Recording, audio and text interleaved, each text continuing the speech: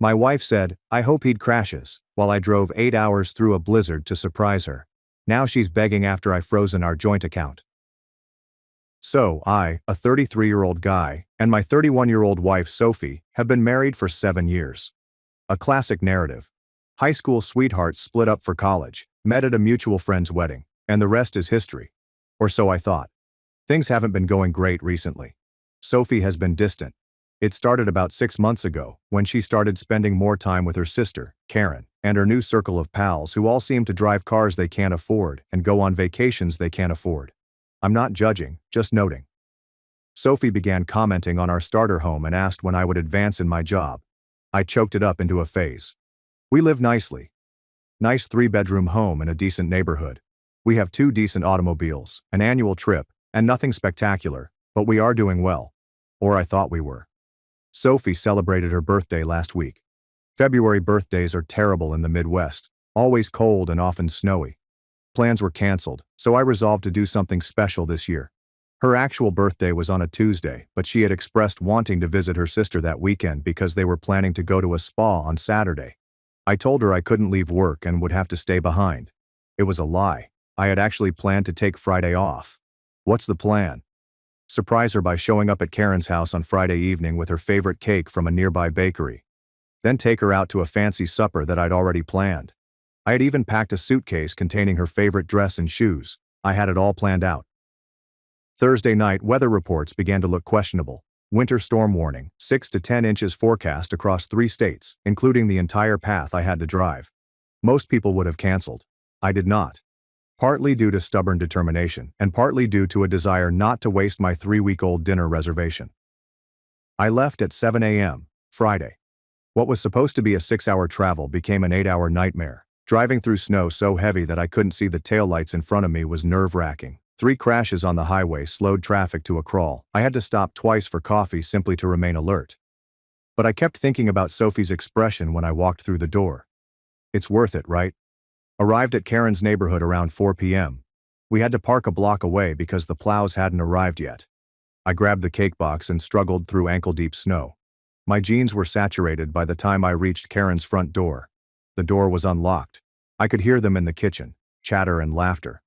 I was ready to yell out when I heard my name. Sophie was in the middle of Jackson's sentence. Nothing.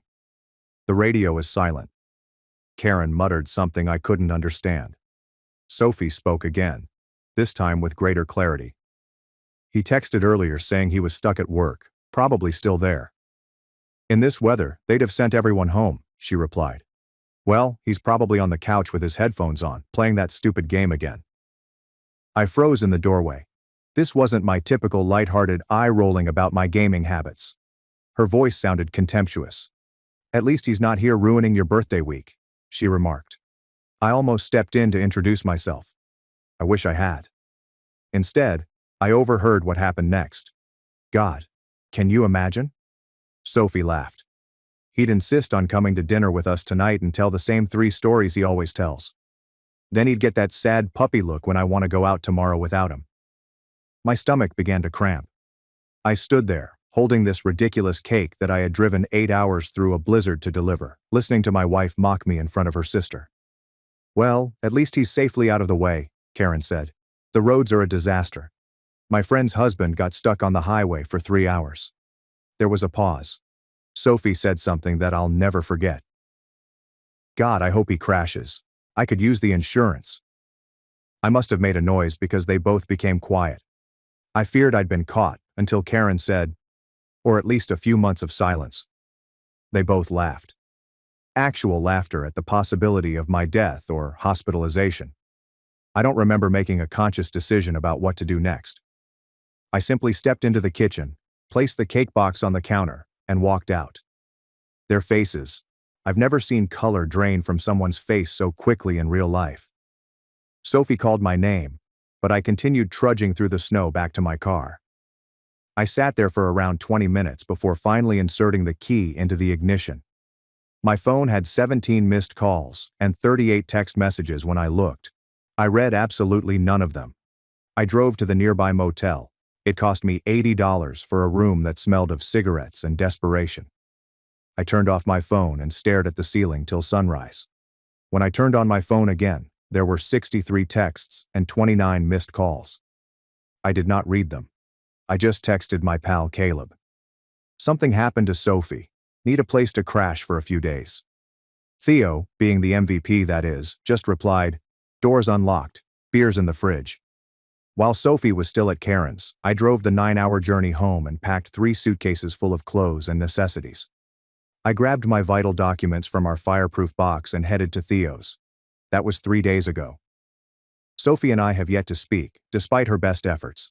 She has called several numbers, left voicemails ranging from crying to angry, and even showed up at my workplace yesterday. I wasn't there because I called in sick. Today, I went to the bank and transferred half of our joint money to a new account in my name, froze our shared credit cards, changed all of my passwords, and informed my boss that I needed to work remotely for a week due to a family emergency. It's all very methodical, which is strange considering I feel like I'm in free fall. The trouble is, I keep hearing those words. I hope he crashes. I could use the insurance. Who says that about someone they should love? Who laughs at their spouse being silent for months? Even worse is the realization that this is most likely not the first time she has said anything similar, only the first time I have heard it. Our friends have begun to reach out. Sophie is apparently telling people that we had a misunderstanding, and I am overreacting. Classic gaslighting film. One mutual acquaintance texted, "Whatever happened, I'm sure you guys can work through it," without even asking for my opinion. I have not told anyone what I heard. Even Theo is unaware of the complete tale, as he has not pushed. He simply keeps the fridge filled and allows me space. Last night, I finally read some of Sophie's messages. They exhibit a predictable pattern. Confusion. Where did you go, and why did you leave? Defensiveness. It was just a joke. You weren't supposed to hear that. Angry words. You're being childish. Answer your damn phone. Manipulative words. I'm worried about you. Please let me know you're okay. Threats include, if you don't call me back, I'm calling the police to report you missing. Excuse me. I can't believe you'd do this to me on my birthday weekend. Not a single real apology. Not a single recognition of how terrible what she said was. After reading that, I blocked her number. I'm not prepared to talk to her. Maybe I'll never be. Today, I met with Graham, a financial advisor whom a coworker suggested. We spent 2 hours sorting through our accounts. I learned some interesting facts, such as Sophie's $17,800 per month online purchasing habit over the last year. Or, how she used a store credit card with a $3,000 amount that I had no idea about.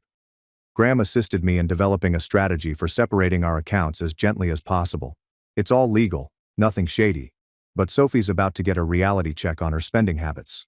The joint account I left untouched has enough money to cover this month's mortgage and utilities. Following that, we'll see. I'm not aiming to leave her impoverished. I just want her to understand that there are repercussions. The strange thing is, I still find myself wondering if I'm overreacting. Perhaps that was simply a prank. But then I remember her tone, her casualness in wishing me dead, and the laughter that followed. I know I am not. Theo suggests I talk to her, if only to gain closure. Maybe he is right. But I'm still processing, still trying to figure out who the person I married is. Tomorrow marks 4 days of silence on my end. Sophie's sister, Karen, attempted to call today. I didn't respond. Then Aaron, our neighbor, texted. Sophie was at our house crying on the front step because I changed the garage door code. A part of me feels awful, most of me does not.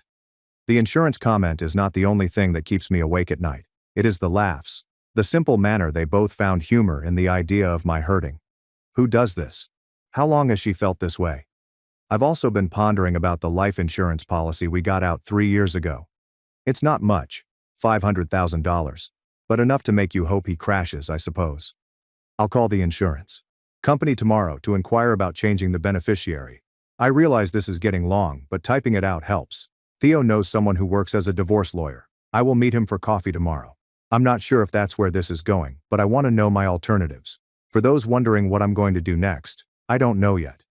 A part of me wishes I could just disappear altogether, change my number, relocate to another state, and start over. But it feels like running away. Another portion seeks confrontation. I want to watch her expression as I repeat her words back to her. I want her to feel a tenth of the pain I feel. But most of all, I want to get rid of the hollow feeling in my chest. I want to stop seeing her face whenever I close my eyes. I'd like to quit hearing those words and laughs in my head on repeat. For the time being, however, I'm taking things one day at a time, keeping my head down, making plans, and leaving her to wonder where I am, what I know, and what I intend to do. If there is interest, I will provide updates as things go. Regardless, thank you for allowing me to vent. Sometimes the internet is the only place where strangers will simply listen without attempting to solve everything. Still standing and breathing. Jackson's update. Quick, too long, didn't read. A previous article for those joining. I drove 8 hours through a snowstorm to surprise my wife, Sophie, at her sister Karen's place for her birthday. Sophie told Karen she hoped I crashed for the insurance money. He walked away, leaving the cake on the counter. I've been living at my friend Caleb's apartment for 3 days, ignoring her calls and texts while I straighten out my finances. Lots of you requested an update as things progressed, so here we are. It's been a week since my previous post, and 10 days since I heard those words, which continue to repeat in my head like a cursed TikTok sound. They say that anger dissipates. All of the self-help podcasts Caleb has been listening to in the kitchen make this claim. Anyway, the wrath passes, leaving you with a clear head to make wiser decisions. I am still waiting for that portion. Last Wednesday, the 4th day of silence, I awoke with a plan. Not a good or healthy plan, but one that seemed perfect in the moment. I waited until 9:30 a.m., knowing Sophie would be at work. Then I returned home, our home, with 3 empty suitcases in Caleb's pickup truck. The house appeared precisely the same as when I left. The coffee mug remained on the counter and mail piled up by the door, but it felt strange, foreign, like going into a movie set of my life rather than the real thing. I began in the bedroom, packing all of my clothes except the ones Sophie had chosen for me and leaving them hanging in the closet like abandoned cocoons. I took my grandmother's watch from the dresser, my notebooks from the bookcase, and an external hard disk containing all of our images. Perhaps it was petty, but I paid for the dang thing. In the office, I unplugged my gaming setup. We left the desk, which we had bought together, but took the chair. I purchased it after she complained about the squeaky wheels on the previous one. We found our marriage certificate in the filing cabinet and carried it with us. Not sure why, but it felt essential. I slowly removed myself from the house. My books, albums, tools from the garage, and the strange metal sculpture I bought at the art fair she despised. 4 hours spent methodically eliminating my presence. I didn't take anything we'd bought together, including the couch we chose after 3 weekends of shopping, the kitchen table where we'd eaten thousands of meals, and the bed where we'd slept, fought, made up, and made love. I left all of our framed photographs exactly where they were. Something about seeing my face staring back at her from every wall and surface felt right, a reminder of what she had discarded. Before leaving, I did 3 things. First, I lowered the thermostat to 62 degrees. Sophie was usually upset when the temperature dropped below 70 degrees. Second, I removed the refrigerator's light bulb, a little annoyance that would go unnoticed for days but irritated her every time she opened it at night. Third, I set the Wi-Fi password to I hope he crashes 2023 and unplugged the router. Small, trivial things would make her feel my absence in 100 tiny ways before she could grasp the larger loss. As I secured the door behind me, our neighbor Erin was receiving her mail. She furrowed her eyebrows as she looked at Caleb's truck loaded with my belongings, then at me. I just shrugged and explained that I was bringing some items to give. She didn't believe me, her eyes said so, but she nodded and went inside. Midwest civility. Do not ask awkward questions. Mind your own business. Usually irritates me, but that day I was grateful. Back at Caleb's, I placed everything in his garage except 2 suitcases containing clothes and basics. He helped me unload without asking any questions. After we finished, he simply handed me a beer and remarked, "Sometimes life kicks you in the teeth." Thursday was a financial day.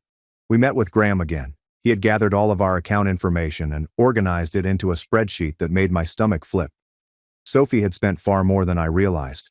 Not just the store credit card I mentioned earlier, but cash withdrawals from our joint bank account.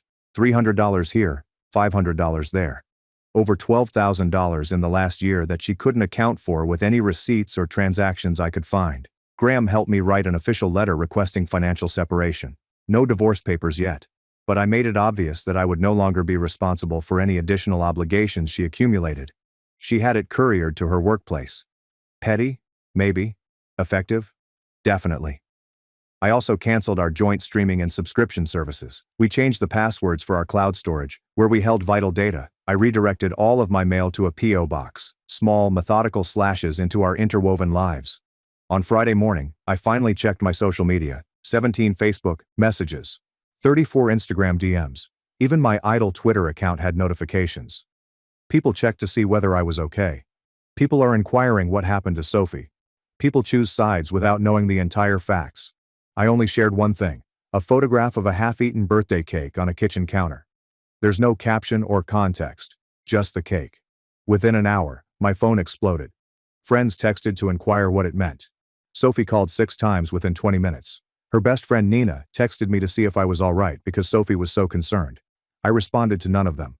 That afternoon, I met with Rowan at work to convey my need for some personal time. He was surprisingly understanding, simply asking how much time I needed and if I could still manage the Wilson project remotely. I agreed to the project and requested 2 weeks' time. He didn't question me, simply clapped me on the shoulder and stated that sometimes space was the greatest way to gain clarity. This was the first decent counsel I'd received since the whole thing began. Saturday marked the first serious confrontation. I was in the grocery store, browsing at frozen pizzas and trying to remember which brand Caleb preferred, when someone yelled my name. I turned around to see Karen standing there, shopping basket in hand, face pale as if she had seen a ghost. She began with the usual. Sophie is worried sick. Everyone is concerned. Won't I just talk to her? When I did not react, her tone changed. They said I was being childish. They said it was only a joke between sisters. They claimed I was exaggerating the situation. I finally spoke. I asked her directly if she believed desiring death on your spouse for insurance money was typical sister joke stuff. I asked if she wanted her boyfriend to hear her say something similar. Sophie was asked if she recognized the joke was the product of months of increasing resentment. She had no replies, only muttered something about misconceptions and context. I returned the pizza, left my partially loaded cart in the aisle, and went out. Petty? Yes. Satisfying? Also yes. Sunday was peaceful. Caleb invited several pals around to watch the game. They were all aware that something was amiss, but no one asked. Just handed me beverages and cleared space on the couch. For 3 hours, I felt almost normal. Then Monday arrived, and with it came reality. My temporary leave from work has begun. The house I'd shared with Sophie for 5 years was half empty across town, and my phone showed 15 missed calls from her overnight. I eventually listened to one voicemail. Her voice sounded different, scratchy and rough.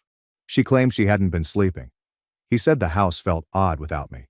She said she'd seen more and more of my belongings missing, and it was worrying her. Asked whether I would ever return, or if I was abandoning our marriage. Something about her wording, portraying our relationship as if it were a Tinder connection that could be easily abandoned, hardened something. I texted Caleb that I was going for a drive, and ended up parking outside our houses, mine and Sophie's, for nearly an hour. Her automobile was not there. Even though it was daytime, the porch light remained on, as if she had forgotten to turn it off. The recycle bin at the curb was full of wine bottles. I didn't go inside. I sat there considering how many mortgage payments I had left, if I should sell it and split the cash, or try to buy her out. We were wondering how we had gone from eternity to forensic accounting in 10 days. Tuesday provided another financial surprise. Our credit card provider sent us a notification concerning odd activities. Sophie had spent over $2,000 at department stores and boutiques, retail therapy or purposeful financial sabotage. In either case, I contacted and reported the card as stolen. I had a new one shipped to my post office box. Another bridge is burned. That night, I finally put anything serious online. Not about Sophie particularly, just a simple status. Sometimes the hardest thing and the right thing are the same. Vague enough to mean anything. Detailed enough for those in the know. Sophie would see it. Her friends would notice it. The story was turning from Jackson having a breakdown to something catastrophic happening. Wednesday marks 2 weeks since I heard those words in Karen's kitchen. 2 weeks of silence on my end. Sophie's attempts to contact me over the course of 2 weeks were increasingly desperate. I visited with the lawyer Caleb recommended. Graham is a kind man. Yes, the same name as my financial advisor, which became confused quickly. He outlined my alternatives. Divorce would be simple because we don't have children, but the house and finances would remain complicated. He proposed a legal separation first to give both of us time to sort things out. I consented, and he completed the paperwork on the spot. He said he could have it served as early as Friday. The ball was now moving, gaining momentum with each day of stillness. Things got out of control on Thursday. I was working remotely from Caleb's dining room table when the doorbell rang. Caleb responded, then returned, appearing uncomfortable. "Sophie was outside," he exclaimed, weeping and begging to see me. I sat there transfixed, coffee halfway to my lips, as Caleb clumsily wondered whether he should send her away or invite her in. Neither option felt appropriate. I wasn't prepared to see her. I wasn't ready to hear whatever justification she had prepared. But sending her away felt like handing her ammunition, confirmation that I was being harsh. So I nodded and Caleb allowed her in. She looked terrible. Her hair was filthy, her eyes were red-rimmed, and she was wearing what appeared to be the same sweater from days before. She stopped at the doorway, looking at me as if she couldn't believe I was real. I did not stand or offer her a seat. I simply waited. She spoke first, inquiring whether I was truly having her served with separation papers. Apparently, Graham's assistant had called to confirm our address, and she had persisted until they revealed what the call was about. So much for the sense of surprise. I answered, "Yes, I was." She asked why I wouldn't talk to her and refused to let her explain. Her voice kept catching, as if she was forcing the words out. I informed her that there was nothing to explain. I heard exactly what I heard. She remarked that wasn't what I expected. She had been concerned about job and finances, and her sister always brought out the worst in her. That she did not intend it literally. It was just black humor after a few glasses of wine. I inquired if she remembered exactly what she had said. She paused, then claimed she had said, "I wish he'd just crash on the couch for a while," and that I had misheard. That is when I took out my phone and played the audio. Yes, I did have a recording. Not because I planned it. I had been using a voice memo app to record present ideas while driving, trying to think of something else to get her for her birthday than cake. When I came, the recording did not stop. It was purely an accident, fate, or whatever you want to call it. Her exact words, delivered in her precise voice. "God, I hope he crashes. I could use the insurance." Karen's response. Or at least a few months of silence. Later on there was laughter. Sophie's cheeks turned pale as she listened to herself. She attempted to take my phone. I moved it away. She began crying harder, claiming that it was taken out of context. She did not mean it. She'd never harmed me. I only asked her one question. "Would you have told me about this conversation if I hadn't heard it myself?" Her silence was sufficient. Caleb had made himself scarce when she arrived, but now he returned to the room, nervously urging that they resume the topic another time, when emotions were less intense. Sophie ignored him and focused solely on me. She began listing all of the things she had realized during the last 2 weeks. How much she relied on me. The house felt empty without me. Why couldn't she sleep in our bed alone? How she had never intended to hurt me and would spend the rest of her life making up to me if I would only come home. It was the performance of a lifetime. Tears, shaking palms, and a voice breaking at just the right moments. 2 weeks ago, I would have been moved and believed her. But something had changed within me. I'd spent 14 days reflecting on not only what she'd said, but why she'd said it. The contempt that must have been developing. The casual cruelty. The person who could laugh at the prospect of my death was not the person I thought I'd marry. So I told her the truth. I wasn't sure if I could ever trust her again. The separation papers were not intended to penalize her. They were about shielding myself until I determined whether there was anything left to save.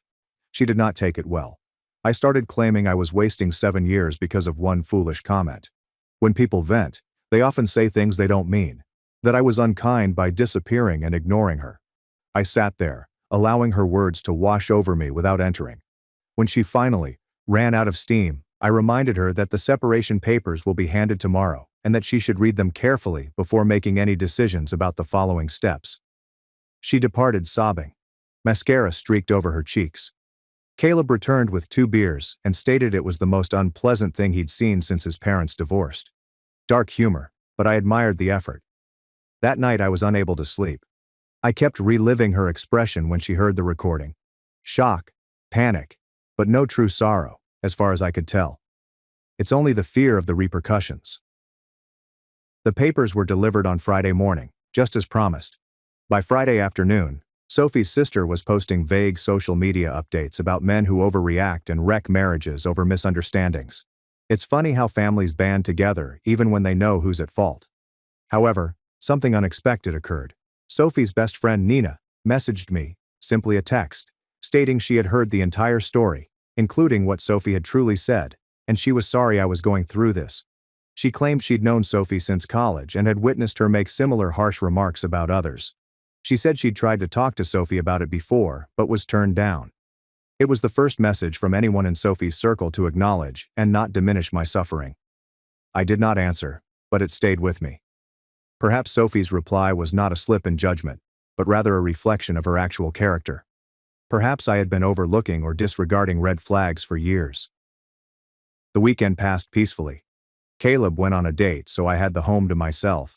I ordered pizza, watched a sci-fi series Sophie had always refused to watch with me, and tried not to think about the fact that, in another life, in another timeline, I'd be at home with my wife, celebrating our monthly pizza and movie night. Sophie texted only 2 words on Sunday night. I'm sorry. First, sincere apologies in 17 days. No excuses, no demands to speak, just those 2 words. I did not answer, but I gave it more attention than I should have. On Monday morning, day 18 of my new reality, I awoke to see Sophie parked in her car outside Caleb's house, just watching the door. Caleb saw her first and pointed her out through the kitchen window. I called her and inquired what she was doing. She claimed she only needed to see me to make sure I was okay. She stated that she would not approach the house or cause a scene. She simply needed photographic confirmation. It was both unsettling and strangely touching. I advised her to go home because this was not helping either of us. She inquired if I had read her message. I said yes. She asked whether I thought she was sorry. I said I didn't know. Then she posed the question I'd been dreading. Are you filing for divorce? I told her the truth. I hadn't decided yet. She sat in her car for an additional hour before ultimately driving away. Caleb suggested I change the locks on my house, just in case. I agreed, and we spent the afternoon replacing deadbolts. Another minor severance of our interconnected lives. Today is 3 weeks since that night at Karen's. 3 weeks of silence, primarily due to separation and cleaning through the ruins of what I believed was a strong marriage. I'm not sleeping well. I miss dumb things, like Sophie always buying decent coffee, even if it was more expensive. She used to sing horribly in the shower every morning. Her absurd assortment of fuzzy socks would invariably end up on my side of the bed. But I don't miss the rising contempt that I now understand has been building up for months. Don't miss walking on eggshells around her mood swings. Don't miss the subtle jabs that I had dismissed as simply her sense of humor. The separation papers were signed and submitted. The lawyer says we're officially in a legal separation phase, which lasts 6 months. We're still lawfully married, but we're living separately and have our finances divided. After 6 months, we will either reconcile or file for divorce. 3 weeks ago, I would not have hesitated to declare reconciliation impossible. Now I'm less certain. Not because I've forgiven her, but because untangling a 7-year marriage is difficult. Houses, bank accounts, families, and friends are all interwoven in ways I'm only now beginning to grasp. My phone is displaying a notice as I write this. Another note from Sophie. Can we meet? Neutral location, just to talk. Please. I am not sure what I am going to say. A part of me wants to hear her out. Part of me believes it is simply deferring the inevitable. Most of me is simply bored of the whole scenario. But I think I'll agree to meet her, if only to tell her face to face what I've been typing to strangers on the internet. If anything noteworthy occurs, I will provide an update. And thank you for all of the suggestions in the previous article, even the bizarre notions about glitter and her shampoo bottle. Some of you need therapy, but I admire your unity. Still standing and breathing. Jackson's final update. It has been precisely 25 days since I left that cake on the counter. 25 days of stillness, separation, and more adulting than I'd ever desired. This will likely be my final update because, well, there are only so many ways to examine a dead marriage before even the internet becomes bored. First and foremost, thank you for all of your comments and direct messages, even the bizarre ones. No, I didn't follow the instructions to put fish in her car vents. You guys are savages. So, this is the coffee shop meeting. I arrived 15 minutes early since fear makes me punctual. Downtown groundwork. Coffee at 2 p.m. On a Thursday, it was busy enough to provide background noise but not so full that we were overheard. I chose a corner table, ordered a black coffee that I did not desire, and waited. Sophie arrived exactly on time, not 5 minutes late as she normally is. Hair is done, makeup is light, and she is wearing the blue sweater I gave her for Christmas last year. I'm confident that all of these decisions were strategic. The first thing she said after sitting down was not hello. It was that she had lost 7 pounds since I left. Just toss that fact as like it meant something. Stress weight loss as a relational currency. A classic Sophie maneuver. I didn't acknowledge it, instead asking why she wanted to meet. She had prepared handwritten notes on a yellow legal pad. The scene was so unexpected that I nearly laughed. This woman, who would rather die than create a grocery list, had bullet-pointed her way through whatever the goal of the talk was. Her first point was that she sincerely apologized for what she had said. It was nasty and thoughtless, and she did not intend it. She'd been worried about work, unhappy that I was missing her birthday weekend, or so she thought, and spent the afternoon drinking wine with Karen. The words simply came out. I questioned why she had laughed afterward. She flinched as if I had flicked water in her face. They said it was anxious laughter. Karen was continuously bringing out her ugliest side. Said it was a naive attempt to appear edgy and cool in front of her sister. Second point, she had taken our connection for granted. She had grown accustomed to the protection and security I gave. She had stopped appreciating all I did, and instead focused on what I didn't accomplish. Third point, the last 3 weeks have been a wake-up call. She discovered how much she relied on me. Not just financially, though that was a factor, at least she was honest, but also emotionally. They said the house was too quiet. She claimed she had started talking to herself only to hear a voice. Fourth, she wanted to try couples therapy. I had previously discovered someone who specialized in restoring trust after betrayal. I scheduled a preliminary appointment for next week. Wouldn't you please think about it? Throughout it all, I sat there sipping my now cold coffee, scanning her face for traces of the woman who had carelessly wished me dead. Was this an act or genuine remorse? I could still not tell. When she concluded her prepared statements, she set down the legal pad and looked straight at me for the first time. They asked what I was thinking. I told her I was thinking about parallel universes, about how, in another timeline, I would never have driven through that snowfall, never heard what she said, and would still be living in blissful ignorance, sleeping next to someone who would laugh at the notion of my death. She began crying, not the theatrical sobbing from Caleb's living room, but quiet tears that she wiped away with a napkin as if they were an inconvenience. I outlined my terms. No negotiating points, just facts. The separation would last for the full 6 months, as anticipated. I would not be moving back in during that time. I wasn't ruling out reconciliation, but I wasn't saying yes to couples therapy just yet. I needed time. She nodded throughout, as if each word were a little blow she was taking. When I finished, she simply asked if I hated her. The weirdest part is that I didn't. Still, don't. There is anger, disappointment, and hurt, but no hate. I told her that. She seems really astonished. She said she had been persuading herself that I must despise her because I had entirely shut her away. Said it was almost worse that I didn't, because it indicated I no longer cared enough to feel something that powerful. That stung because it wasn't completely wrong. The conversation then came to a close. We agreed to contact via email about practical issues such as the house and bills. She would keep paying the mortgage, which is also in her name. I would continue to pay my fair amount of utilities. We'd reassess in month 3 of the separation. As we stood up to go, she hesitated before asking if she might hug me. I said no. She nodded as if she had expected it, gathered her belongings, and walked away. I remained there for another half hour, thinking about how strange it was to have such a business-like talk with someone I'd seen cry. Someone who has supported your head when you have food illness. Someone who knew every foolish, embarrassing anecdote about your childhood. 7 years are condensed to bullet points on a legal pad. Life proceeded in its strange new routine. Following that, I extended my remote work arrangement till the end of the month. Caleb's extra room felt less transitory once I purchased a good mattress topper and hung a few pictures. I developed routines, morning run, work, 3 gym visits per week, and preparing dinner with Caleb when our schedules coincided. The silent technique continued to produce unanticipated results. Sophie seems to be reflecting despite my minimal engagement with her. A week after our coffee shop meeting, her sister Karen sent me a shockingly humble message. She claimed she'd been a horrible influence on Sophie for years, encouraging her to be brutally honest, read, harsh, as a warped sort of sisterhood bonding. She expressed disgust with herself for laughing that day. She did not seek for forgiveness. She only wanted me to know that she realized her involvement in the issue. I didn't respond, but I did take screenshots, not for leverage, but to remind myself that I wasn't crazy for feeling betrayed. Meanwhile, the financial pressure was more intense than I had anticipated. Sophie's pal Nina reached out again. Sophie stated that she was difficult to sustain her lifestyle on her income alone. She had to cancel her monthly spa membership. Was looking for a roommate to assist with the mortgage, but didn't want to move anyone in because she was still hopeful I'd return home.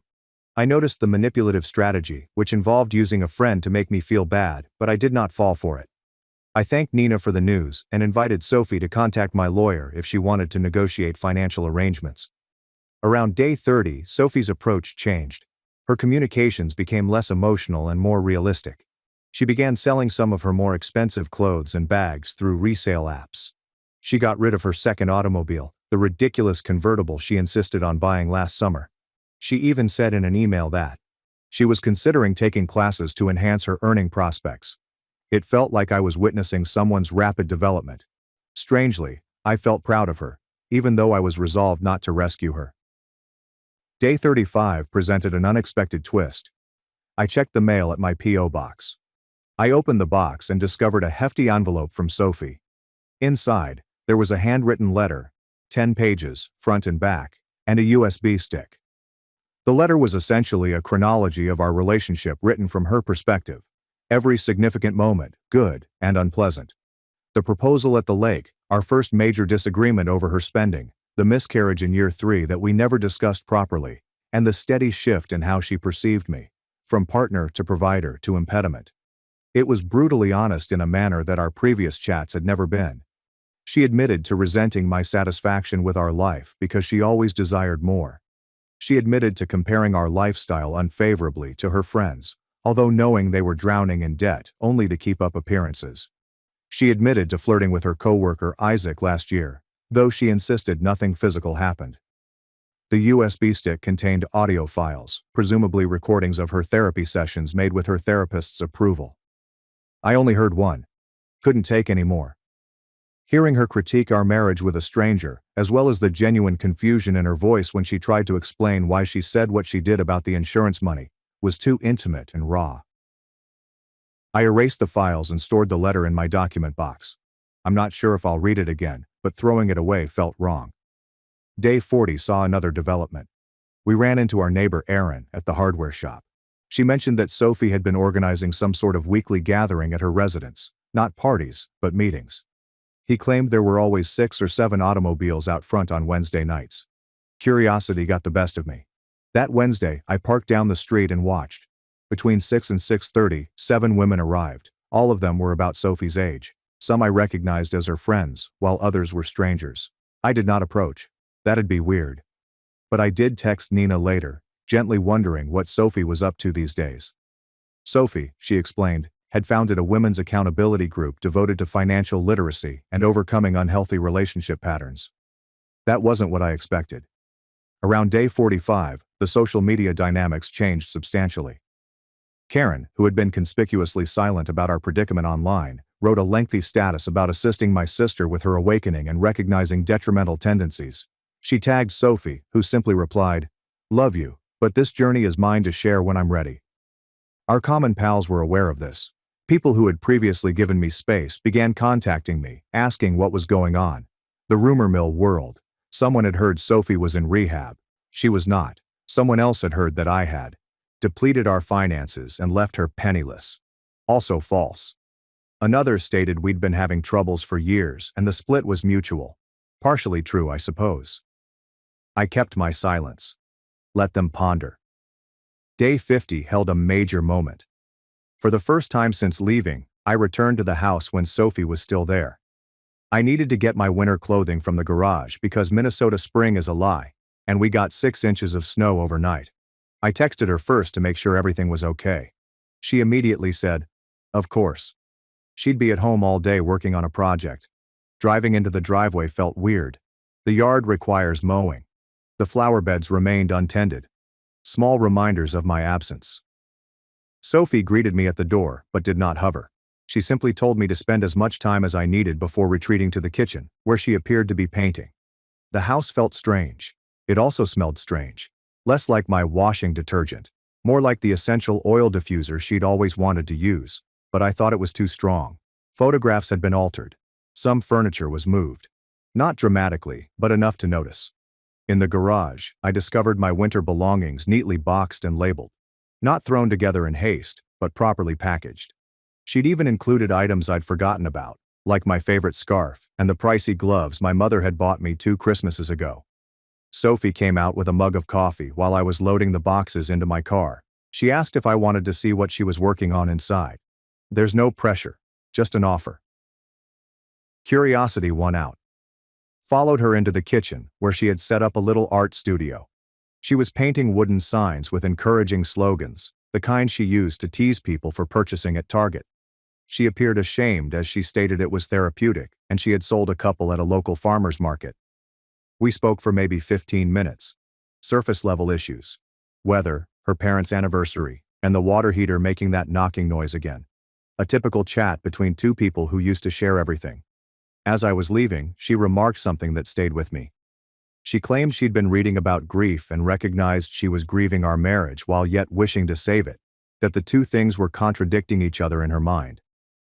I nodded and said I understood, because I had the same conflict. It was the most honest conversation we'd had in years. Day 60 provided financial clarity. Sophie had been according to our agreement, according to Graham, the financial consultant rather than the lawyer. There are no new joint debts. She makes regular payments on her personal credit cards. She'd even paid off the store card I hadn't known about. Graham indicated it could be time to explore more permanent financial arrangements, depending on how I felt about reconciliation. I realized I hadn't seriously considered that option in weeks. I had been so intent on establishing boundaries that I had avoided the larger topic. So I developed a pro-con list, similar to how you would choose which car to buy or which job offer to accept. Except that this was about deciding whether to try to save a 7-year marriage or to end it permanently. The list did not help. Certain things cannot be quantified. Day 70. Caleb said that he was seriously dating someone and that they were considering moving in together. Not soon, but in the next few months. He informed me that I could stay as long as I needed, but the implication was plain. It's time to work out a more permanent agreement. That weekend, I visited 3 apartments. I signed a 6-month lease for the second one, a fresh start with a 1-bedroom, walkable downtown location, and a great kitchen. I told Sophie via email. She replied with a single line. I understand, but the door here remains open. Moving day arrived on day 75. Caleb assisted, along with 2 other buddies. 4 hours spent hauling boxes and furniture up 3 flights of stairs since the elevator was broken. Following that, we ordered pizza and beer. I christened the property with a makeshift living room picnic because I hadn't yet purchased a dining table. That night, alone in my new apartment, I finally accessed the photographs folder on my external hard drive. 7 years of memories, trips, holidays, and random daily moments. Sophie is laughing at something off camera. Sophie sleeps with her mouth slightly opened. Sophie in the early days, looking at me as if I hung the moon. I didn't cry. I simply sat there, feeling the weight of everything we'd built and lost. Day 80. Sophie emailed me and asked if we might meet again. She wanted to talk about what might happen once our 6-month separation ended.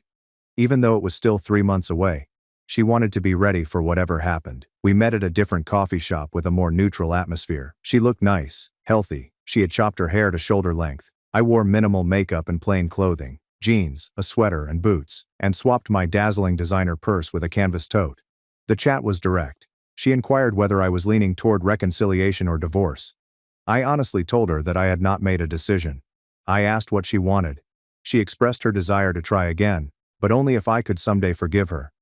Really forgive, not merely say the words while harboring animosity. She said she had evolved in the last 11 weeks, and was still changing, and she wanted to show me who she was rather than tell me about herself. I responded I thought she had changed. I said I had also changed. I stated that I was unsure whether our new selves were still compatible or had evolved in different directions. She nodded, indicating that was fair. Then she gave me a sealed packet. Said it included her proposed terms for either reconciliation or divorce.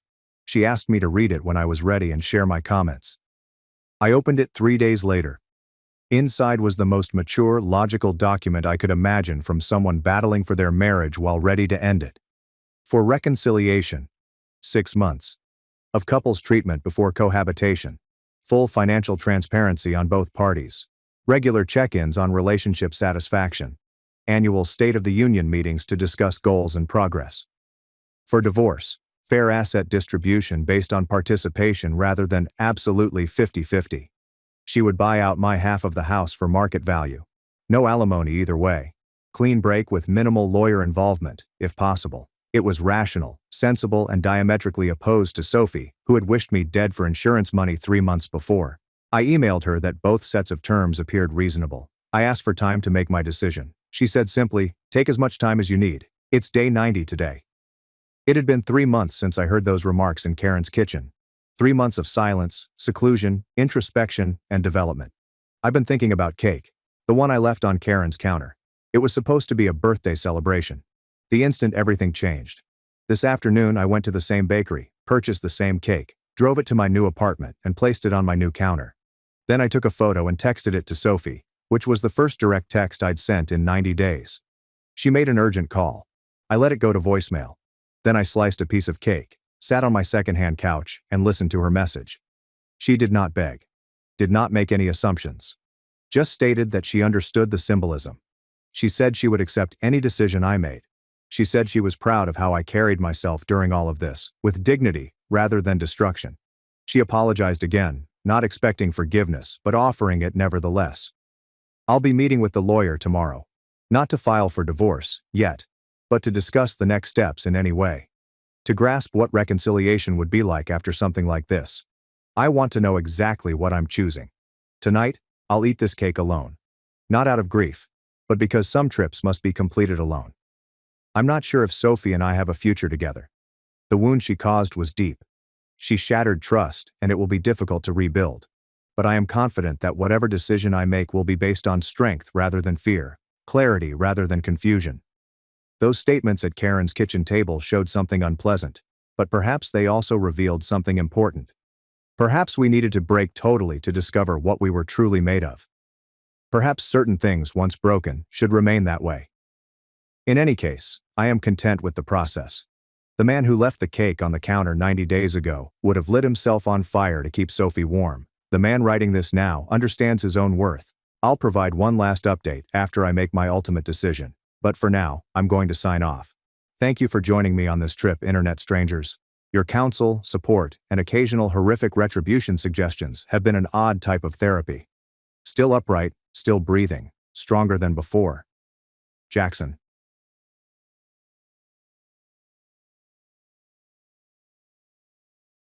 His dad mocked my mom, called me a gold digger. My fiancé just sat there, so I took off the ring and became the woman his mom wished she was.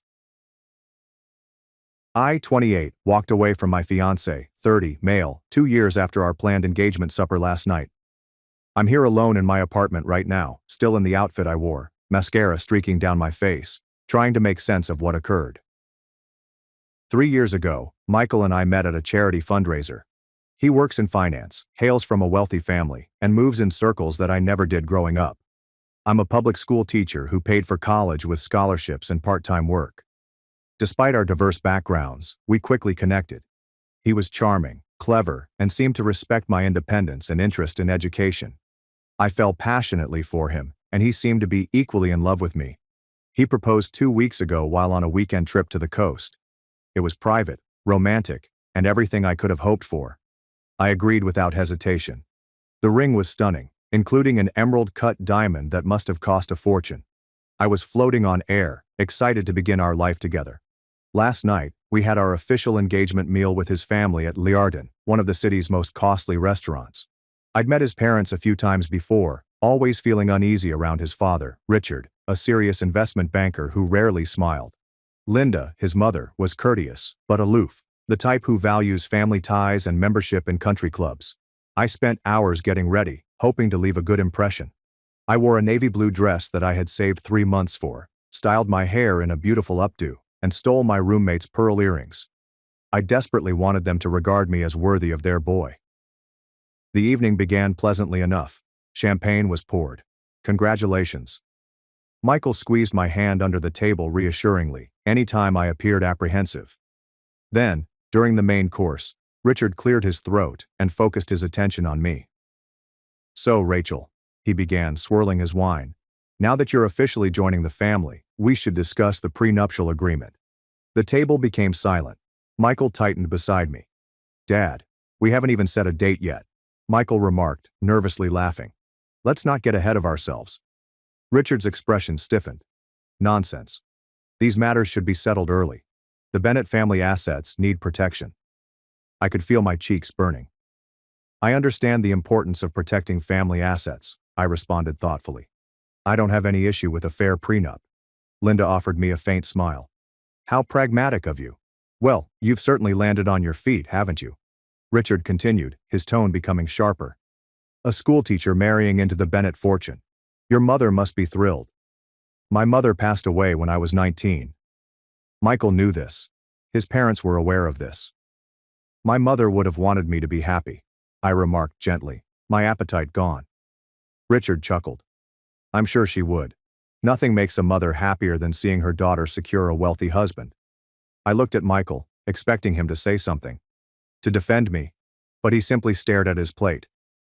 "I didn't say yes to Michael because of his money," I said, my voice wavering slightly. "I love him." "Of course you do, dear," Linda said with feigned sweetness. "The money is just a fortunate bonus, isn't it?" Richard chuckled, a sharp sound that broke through the restaurant's background hum. "Let's not be naive. Pretty young women from modest backgrounds don't pursue men like my son for their personality." I felt as though I had been slapped. "Excuse me, Dad." Michael eventually spoke, but his tone lacked conviction. "What?" Richard challenged. "I'm simply acknowledging what everyone at this table is thinking. She's a gold digger, a rather transparent one at that." Then it occurred. Michael laughed. A quick, awkward giggle that could have been nervousness or an attempt to relieve stress, but it was not a denial. He did not defend me. He laughed. Everything in my mind fell silent at that point. I glanced at Michael, the man I assumed I knew, and realized I was seeing him clearly for the first time. His stillness was deafening, and his chuckle was damning. Without saying anything, I slipped the ring off my finger. I gently placed it next to his water glass. The clink of diamond against crystal sounded unbelievably loud. "Rachel," he began, finally realizing what was occurring. I stood up, grabbed my purse, and left the restaurant. Not rushing, not crying, just walking, one foot in front of the other, head held high. I didn't glance back, even when I heard him say my name. Now I'm sitting here, wondering if I overreacted, whether I ruined my future with one poor dinner. But then I remember his laugh and realize I couldn't have stayed. Was I wrong? Should I have fought harder? Am I simply proving his father correct by stepping away? I'm not sure what will happen next. I just know I couldn't marry into a household where I'd be treated as inferior, and I couldn't be with someone who wouldn't defend me. Act 2. It's been 3 days since I left that restaurant, and my life has been a whirlwind of emotions and conflicts. Michael came to my apartment the next morning. I was still in my pajamas, my eyes sore from sobbing, when I heard his insistent tap. Part of me wanted to ignore him, but I needed to find closure. I needed answers. When I opened the door, he looked terrible. Unshaven, disheveled clothes, black circles under his eyes. He had the ring in one hand and a bouquet of roses in the other. Michael, as usual, believed that great gestures could obscure core issues. "Please," he responded quietly, "let me explain." I let him in, but maintained my distance, arms crossed over my chest like armor. "I'm sorry about last night," he said. "My father was completely out of line. He had too much to drink, and you know how he gets." "Do I?" I asked. "Because in the 3 years we've been together, you've never once mentioned that your father thinks I'm a gold-digging opportunist." He grimaced. "He doesn't really think that." "Yes, Michael. He does. And what hurts more than his words is that you sat there and let him say them. You laughed." Michael raked his hands through his hair, frustrated. "It was just nervous laughter. What was I supposed to do? 'Cause a scene in the middle of Liarden?" "You were supposed to defend me." My voice broke with emotion. You were supposed to tell your father that I'm the woman you love, that I've never asked you for money, that I've worked hard my entire life. You were supposed to be on my side. He put the ring on my coffee table. I am on your side, Rachel. Always. I love you. My father's opinion doesn't matter. But it does matter, Michael. It matters because you're letting him disrespect me. It matters because someday we might have children, and I won't let them grow up hearing their grandfather call their mother a gold digger while their father sits in silent agreement. For a time he appeared perplexed. Silent agreement? That's not what happened. Then what would you call it? He couldn't respond. Has your father always felt this way about me? Michael paused, which revealed everything I needed to know. Why didn't you tell me? I said, my voice soft. Because it doesn't matter what he thinks. I love you for you, your kindness, your passion for teaching, your ridiculous obsession with true crime podcasts. Who cares what my father thinks? I care, I responded without hesitation. Because his attitude reflects what our life together would be like. Every family gathering, every holiday, every milestone, I'd always be the gold digger who trapped their son. And apparently, you'd always be the man who stands by and lets it happen. We can fix this, he said. I'll talk to my father, make him apologize.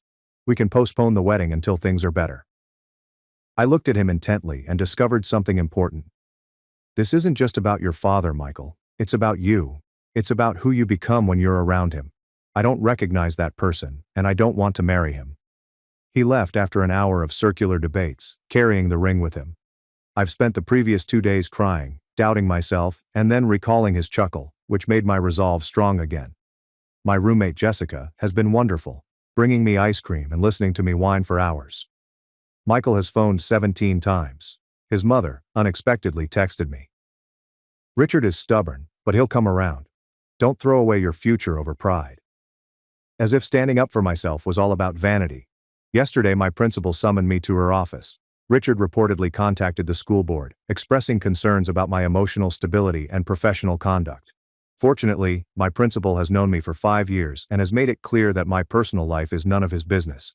The idea that Michael's father would want to harm my job reinforces my belief that I made the right decision. What would have happened if we were married and I disagreed with him? Which lines would he not cross? I have not informed Michael of his father's interference. Part of me wants to. See if he finds out and responds correctly. So far, nothing.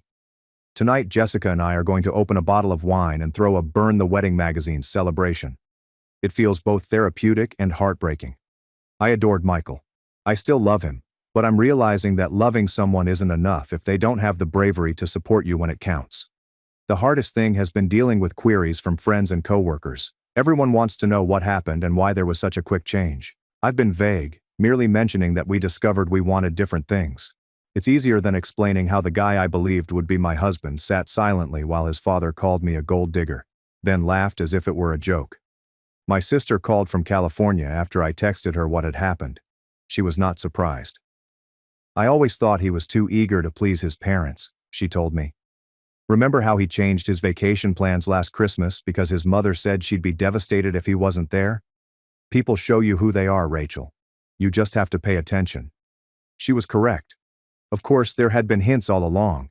Small instances in which Michael prioritized his parents' demands over mine or ours. I dismissed them as him being a decent son who respects his family. Now I realize it was something else. A fundamental unwillingness to stand alone, to be his own man. I passed by a bridal boutique yesterday and noticed a dress in the display that was almost identical to one I had bookmarked for myself.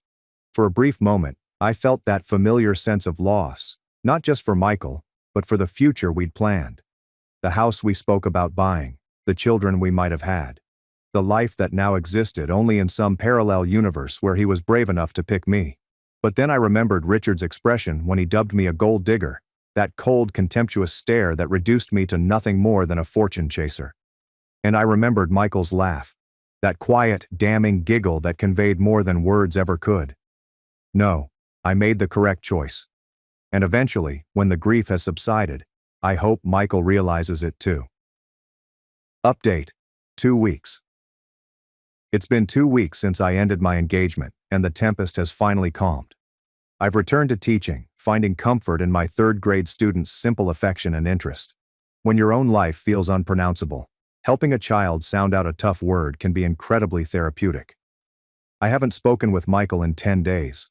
After dozens of calls and texts, he eventually sent me an email outlining where we stand. He wrote that, while he still loves me, he believes I'm being overly dramatic about one terrible evening. He suggested we take a pause until I am ready to be reasonable, as if advocating for my dignity was ridiculous. The most telling section came at the conclusion.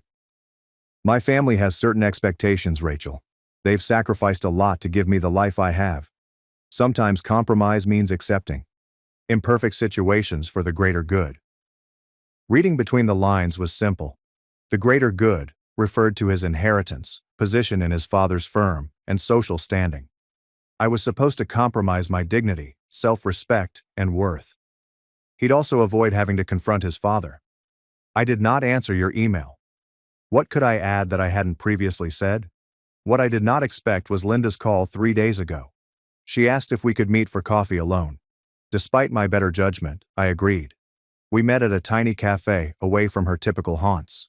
She appeared different, less polished, and more human. She ordered a black coffee and sat across from me, her hands neatly folded on the table.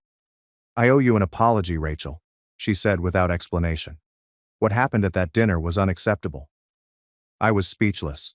This was not what I expected from Linda Bennett. Richard can be traditional in his views, she added cautiously. And Michael has always sought his approval, sometimes at great personal cost. I noticed, I replied dryly. She grinned slightly. I should have intervened that night. I've been intervening for 30 years, smoothing Richard's rough edges, excusing his behavior. I was wrong not to speak up. I studied her expression, attempting to comprehend the rapid change. Why are you telling me this now? She sighed, a deep sound that seemed to convey decades of resignation. Because I see myself in you, Rachel. 30 years ago, I was you. From a humble upbringing, in love with a Bennett guy, and striving to show myself worthy. The difference is that I stayed, made a compromise, and convinced myself that it was worthwhile. She paused. I'm not sure it was. Something clenched in my chest. Are you unhappy? Not exactly. I've had a wonderful life, lovely children, but I've lost a part of myself along the way. My voice, my certainty. When you stood up and walked out that night, I was envious. We spoke for about 2 hours. She told me about her early years with Richard, how his family treated her, how she progressively gave up portions of herself to fit into their world, and how she saw Michael become more like his father year after year, despite her best attempts. He loves you, she added as we were about to depart. More than he's ever loved anyone. But love isn't always enough, is it? I shook my head, tears threatening again. No, it isn't. She briefly touched my hand. Whatever you decide, Rachel, don't compromise yourself away. Not for anyone.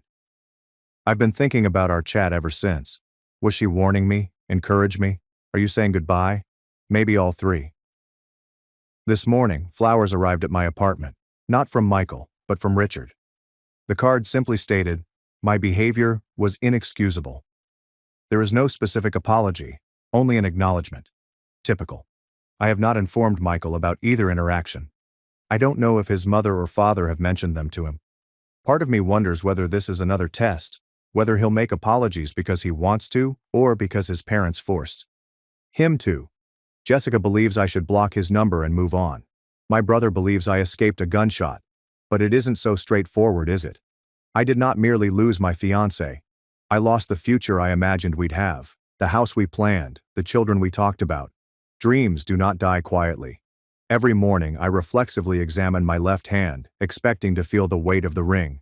Its absence remains both a source of sorrow and relief. Update. 1 month. 1 month after the engagement dinner, life has taken some unexpected turns. Last weekend I was packing up my flat. I decided to move to a smaller house because I couldn't afford this one without Michael's help until he showed up unexpectedly. Seeing him in the entryway, surrounded by half-filled boxes and packing tape, made my heart pound violently. You're moving? He inquired, seeming stunned. I can't afford this place on a teacher's salary, I admitted simply. He gazed around at the destroyed life that we had built together. I'll keep paying my share. You don't have to move. Yes, I do. I put down the books I was packing. What are you doing here, Michael? He'd come to tell me he was leaving his position at his father's corporation. He had accepted a position with a smaller financial advising firm on the other side of the city. He handed me a letter containing his father's perplexed and angry reaction to his resignation. "I should have done this years ago," he said gently. "Been my own man instead of his echo." I invited him inside, prepared coffee, and we talked. For the first time in years, we had a genuine conversation. He stated that he had spent his life chasing his father's approval, even if it meant sacrificing his own principles. He admitted how badly he had affected me, not just at that evening, but countless times previously, in subtle ways I hadn't recognized. "I don't expect you to take me back," he told me. "I just wanted you to know that you were right about all of it." I wasn't sure what to say. Part of me wanted to fall into his arms and say we could start anew. Another part remembered the expression on his face when his father called me a gold digger. That little pause before the nervous laugh, as if he'd considered the possibilities. "I need time," I informed him. "I'm proud of you for standing up to your father, but this isn't just about him." He nodded in understanding. "Take all the time you need. I'll be here if you're ready." After he went, I sat among my boxed up stuff, oddly tranquil. For the first time in weeks, the future did not appear to be an endless, scary void. Linda invited me out for lunch 2 days later. She informed me Richard was distraught by Michael's decision. She appeared different, lighter, with a spark in her eyes I hadn't seen before. "Richard doesn't understand why Michael would walk away from everything for—" She blinked. "For a woman." "For himself," I corrected softly. She smiled.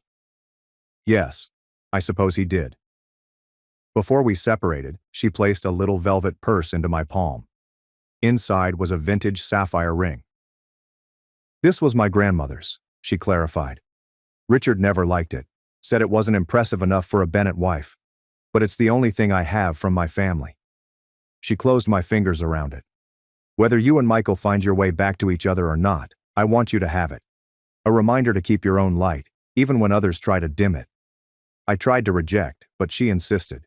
"It was not an engagement ring," she explained. "It was unity among women who understood one another." I did wind up moving, but not to the smaller apartment I had intended. My friend Megan was looking for a roommate in her house across town, further from Michael, closer to my school, with a garden where I could grow the herbs I'd always wanted to try. It feels right, making judgments based completely on what I desire, rather than what works best for someone else. Michael and I have begun conversing, carefully and honestly. No huge gestures, no pressure, only coffee once a week. Conversations that reveal previously unquestioned assumptions and expectations. He's different away from his family's shadow, funnier, more easygoing, and more real. Last week he asked if we might try again. Make a fresh start. I told him I wasn't ready, that I needed to figure out who I am without him before deciding who I might be with him. "I understand," he stated, and I believe he truly did. "I am wearing Linda's sapphire ring on my right hand today. Not as a promise to anyone else, but as a commitment to myself. I will never suppress my own voice, compromise my worth, or tolerate being perceived as less than I am. I'm not sure if Michael and I will find our way back together.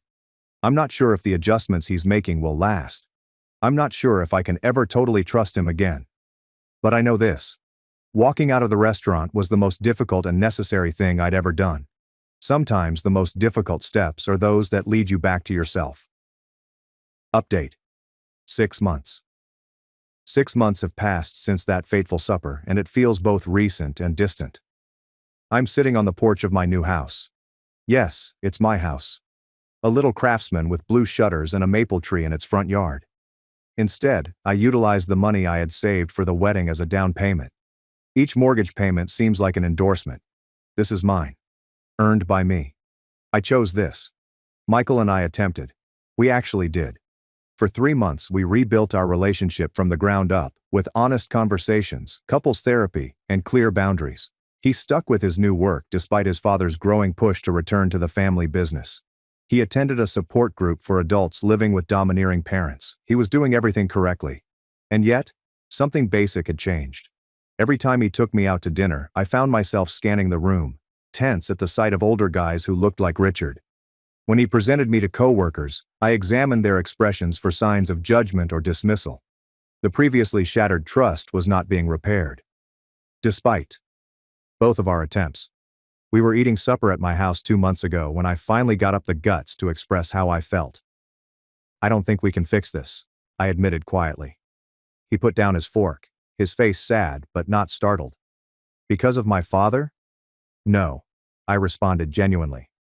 Because of us. Because now I know what I need in a mate, and you know what you need to be for yourself. And I don't believe we can give each other those things when we're together. He nodded slowly. I was afraid you'd say that. I felt it too. We sobbed together that night, mourning not just what we had lost, but also what we had discovered too late. He kissed me farewell at my door, returned Linda's sapphire ring when I attempted to return it, and walked out of my life with dignity and elegance. Richard sent a brief and official note. Michael informs me of your final separation. I wish you well in your future endeavors. Coming from him, it was almost like a warm embrace. Linda and I still meet for coffee on occasion. She resumed painting, something she had stopped doing after marrying into the Bennett family. Last month, she showed me a watercolor of two people sitting by the sea. That's us, she replied, in another life. I've been promoted to lead teacher at my school, with a small yet significant wage rise. I've started dating again, but cautiously and selectively. Nothing serious yet, but I am open to the prospect. More significantly, I feel complete on my own, in a manner I never have before. My pals joke that I should publish a book. How leaving a fancy restaurant changed my life. Perhaps someday I will. For the time being, I'm pleased to sit on my porch, watching the maple tree's leaves turn color and feeling the weight of Linda's ring on my right hand. A reminder of both the lady who did and did not walk out. I ran into Michael last week at a downtown coffee shop.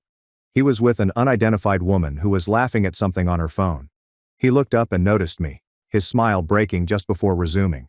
We exchanged niceties and brief updates. As I turned to leave, he softly touched my arm. Thank you, he replied simply. For what? For having the courage I did not.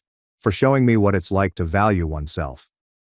I smiled, a genuine smile, free of the ache that had accompanied my thoughts of him for so long. Take care of yourself, Michael. I am, he answered. For the first time, I really am. Walking away, I felt the last piece of a complex puzzle fall into place. Sometimes loving someone entails leaving them. Sometimes the happily ever after isn't the fairy tale we expected, but the world we create for ourselves. Brick by brick, choice by choice. I slipped the sapphire ring from my finger and into my pocket. I didn't need the reminder anymore. I've become a reminder. Of strength, of worth, the power of going away when staying would be too expensive. Was it all worthwhile? The pain? The loss starting over? As I unlock the door to my little blue house, mine alone, I know the answer with absolute confidence. Yes. After my wife passed away, my sister-in-law tried to take my children. She called CPS on me, but the judge's decision left her completely shocked. I, 29M, lost my wife, Mia, 31F, in a horrific vehicle accident 6 months ago. We have twin sons, Ethan and Noah, 7M, and their transition to life without their mother has been extremely challenging. Mia and I met in high school. She was a senior and I was a sophomore. It was not love at first sight or anything dramatic like that. We were lab partners in AP biology, and at first we couldn't stand one another. Mia believed I was a slacker because I was often joking around, and I thought she was stressed because she was obsessed with obtaining perfect grades. However, as we worked together during the semester, things changed. I could see Mia was passionate about science, and her eyes lit up when she talked about her ambitions to work in technology. She recognized that, despite my joker demeanor, I was actually quite excellent at biology and cared about succeeding. We began hanging out outside of class, studying together, and those study sessions evolved into date nights. When Mia left for college, everyone assumed we wouldn't last. They believed high school relationships couldn't survive long distance, but we proved them wrong. We talked every day, saw each other as frequently as possible, and when I graduated 2 years later, I chose a college near her so we could finally be together again. We married just after I finished college. There was a little ceremony in Mia's parents' backyard. Mia's sister, Jen, 35F, served as maid of honor, and my best college mate was the best man. Mia's parents, John, 62M, and Linda, 60F, were overjoyed. They had always regarded me as a son, and now it was official. We had the boys a year later. It wasn't planned, and we were both shocked to learn Mia was pregnant, and much more so when we discovered she was carrying twins. However, the moment Ethan and Noah were born, they became our entire universe. Mia was always the ambitious one. She secured a position as a software engineer at a major technology business right out of college and swiftly rose through the ranks. I had studied education with the intention of becoming a teacher, but when the boys were born, we felt it would be more practical for me to stay at home with them. Mia's pay was more than adequate to sustain us, and childcare for twins would have consumed the majority of my potential teaching compensation anyhow. I like being a stay-at-home dad. I got to see all of the boys' firsts. First steps, first words, and first day of school. Mia would come home every evening, eager to hear about their day, and weekends were always spent with the family. We lived a lovely, happy life. Then 6 months ago, everything shifted. Mia was heading home after a late night at work. It had been pouring, the roads were slick, and a drunk driver had run a red light and damaged her vehicle. She was killed on impact. In a moment, our lovely little world was shattered. The first several weeks following Mia's death were a fog. I was in shock, going through the rituals of preparing the funeral and caring for the boys without fully absorbing what had happened. Jen and Mia's parents were quite helpful throughout that time. They essentially moved in, preparing meals, assisting with the boys, and taking phone calls from well-wishers. However, as the weeks passed into months, I began to feel suffocated. Jen, in particular, appeared reluctant to leave. She'd come over every day, frequently staying until late in the evening. At first, I was appreciative for the assistance. She'd cook meals, help with the boys' homework, and even begin teaching them how to play the piano, which Mia had always wanted to do but never had the time for. Jen's behavior did, however, become more controlling and judgmental over time. She began making comments about my parenting. She'd say things like, "Mia would have done it this way," or "the boys need a woman's touch." It hurt, but I brushed it off, believing she was also grieving. She then proceeded to criticize my job search efforts. With Mia gone, I needed to start earning money to support the boys, but if I mentioned a job application or an interview, Jen would reply, "You should be focusing on the boys, not your career." Or, "Mia wouldn't want you to put the boys in daycare." I tried to explain that I had no choice. Our funds would not last forever, and while Mia had life insurance, I preferred to save that money for the boys' future. But Jen would not listen. She insisted that she and her husband, Mark, 37M, could help out financially if necessary. Jen arrived unannounced with a bundle of documents last week, escalating the situation. She sat me down at the kitchen table, where Mia and I had spent countless evenings discussing our future, and informed me that she thought it would be best if she became the boys' legal guardian. I was stunned. Jen went on to say that she and Mark could create a more stable home situation for the boys, who needed a mother role. She discussed how they had a larger house and a better school district, how Mark's position as a lawyer meant they were financially stable, and how she could remain at home full-time with the boys, just as I had done. I listened in disbelief as Jen explained her idea. She assured me that I could still see the boys whenever I wanted, and that this was not about taking them away from me, but about doing what was best for them. She even proposed that I move in with them, at least temporarily, to aid with the transition. When I finally found my voice, I told her, "No, absolutely not. These were my children and Mia's children. We raised kids together and planned their futures together. I was fully capable of raising children on my own." Jen did not take my refusal well. She started ranting, accusing me of being selfish and not thinking about what was best for the boys. She brought up every minor error I'd made in the previous 6 months, such as forgetting to pack Ethan's lunch for a school trip or Noah receiving a low mark because I didn't assist him study for an exam. She had the audacity to suggest that Mia would be disappointed in me. That was the final straw. I lost my temper and ordered Jen to leave. I told her she was no longer welcome in our home unless she respected my status as the boy's father. She departed in tears, and I assumed that was the end of it. Yesterday, I received a call from Child Protective Services. They informed me that someone had expressed concern about my abilities to care for the boys. They didn't say who created the report, but I knew it had to be Jen. I am enraged and afraid. A CPS worker is due to investigate our home next week. I contacted John and Linda to explain what had happened, hoping they could persuade Jen. Instead, they agreed with her. They believe I am being unreasonable and should consider Jen's offer for the benefit of the boys. They even propose that I live with them and allow them help raise the children. I feel like I'm under attack from all sides. These people claim to love my boys, but they are attempting to destroy the only stable thing the twins have left, their bond with me. I'm doing my best to balance everything, and while I've made mistakes, I adore my sons more than anything in the world. Last night, after I put the boys to bed, I sat in Mia's former home office, surrounded by her belongings.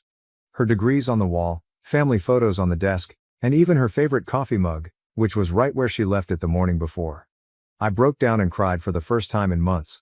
I miss her so badly. I miss her counsel, her laugh, and the way she could always relax me when I was stressed. I'm not sure how to do this without her, but I need to figure it out for Ethan and Noah. They have already lost their mother. I can't let them lose their father either. I do not know what to do. Should I concede to avoid a messy legal battle? Should I lose relations with Mia's family entirely? How can I safeguard my rights as a father while simultaneously doing what is best for my boys? Update 1. It's been a month since my previous post, and a lot has changed. First and foremost, I'd like to express my gratitude for everyone's kind remarks and advice. Your remarks helped me gain perspective and find the courage to speak up for myself and my sons. The CPS visit was 2 weeks ago, and it went better than expected. Sarah, the social worker, was both compassionate and professional. She arrived early in the morning, right as I was preparing the boys for school. I was nervous, but I tried to appear normal for Ethan and Noah's sake. Sarah observed our morning routine, me making breakfast, well, pouring cereal, but hey, it was a healthy brand. Assisting the boys in packing their backpacks, and double-checking that Ethan had his inhaler. She appeared impressed by how well the boys behaved and how easily everything went. Sarah inspected our home after I dropped the boys off at school. I'll admit that it wasn't spotless. There were some dishes in the sink from the night before and toys scattered throughout the living room, but it was clean where it counted. No safety concerns, plenty of food in the fridge and clean clothes in the boys' wardrobes. I showed Sarah the boys' room, which still contains some of Mia's touches. She had created a woodland painting on one wall when the boys were toddlers.